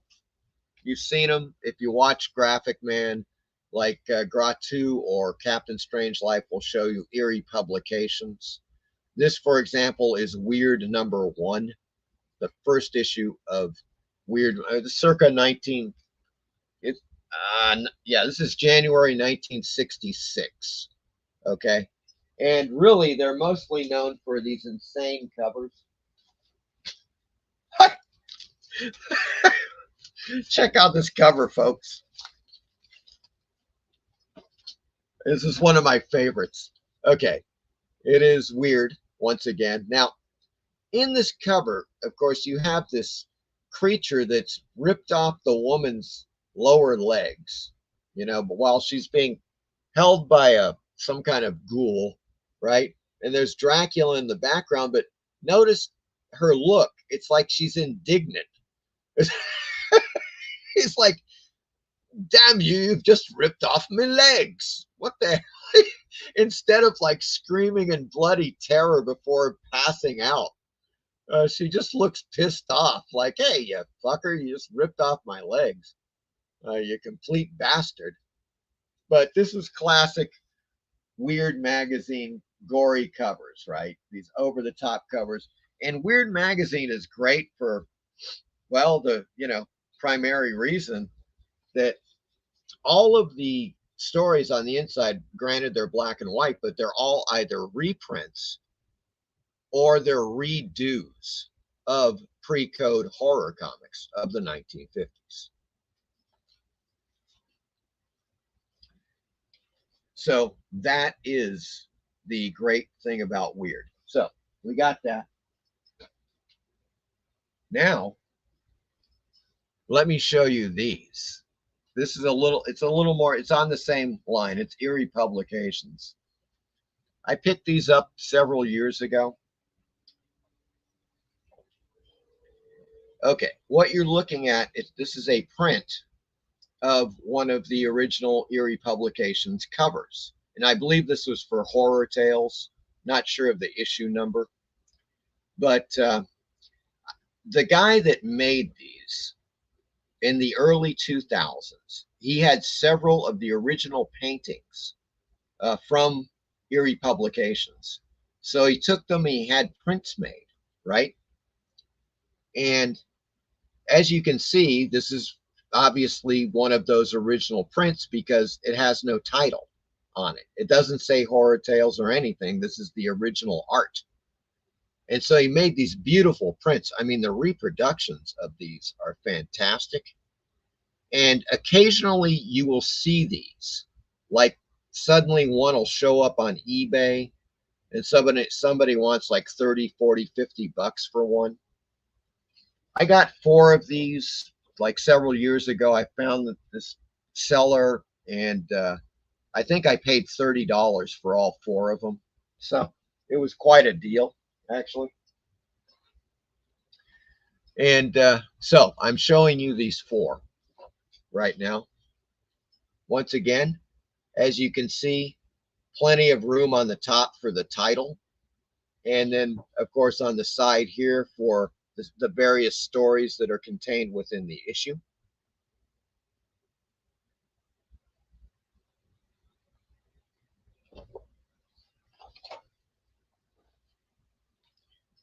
Now, this guy I know. This is Oscar Nobel, one of the cover artists who did at least, I don't know, at least half a dozen covers for Eerie Publications. This is one of my favorites. Really great artist. I mean, I love his style. It almost has a day glow type of sensibility to it. It's so garish, but just an insane cover.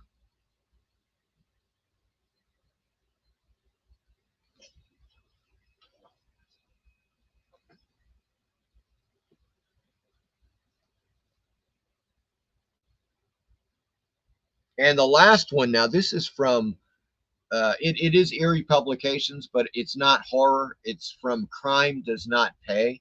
But boy, is it gruesome. It's probably the most gruesome of the bunch. There's where they're executing some mob guy. They bury him up to his neck and then just blow his brains out. As you can see, the eye splattering out there, and you know, the whole thing while the gun mall there does her makeup, right? Just nonchalantly doing her makeup while the guy's just obliterating this dude's cranium. Really grisly stuff. But so that's what happened. This guy had the original art, you know, and he was like, man, I'm going to make prints of these and sell them. And that's what he did. And I was fortunate enough to find 4 of the prints that this was like, God, a good 6 or 7 years ago. This guy was selling them on eBay, and I haggled him down to like 30 bucks for the 4. And that, needless to say, one of them's going back up on the wall there. You guys may have noticed that too. I don't know if I just did it for Halloween, but I put my Shockwaves poster up on the wall covering the Pulp magazine that's usually in that frame there. But it's Shockwaves. Now, that was also starring Peter Cushing and Brooke Adams. And John Carradine has a small role in it as well. But yeah, it's Nazi zombies. Once they were almost human, beneath the living, beyond the dead, from the depths of hell's ocean. Shockwaves. There you go. A little shockwaves for you folks on your Friday night. So that's what we got right there. And let's see here. Let me go back. Michael Taylor says, okay, I could be wrong, but I think some famous writers did. I'll do some research. Oh, sure. Some other, God, New York has no shortage of famous classic writers. No doubt about that. Also the epicenter of the pre-code comics era and golden age comics. Probably, geez, what am I saying? Like at least through the Silver Age, maybe the Bronze Age, you know?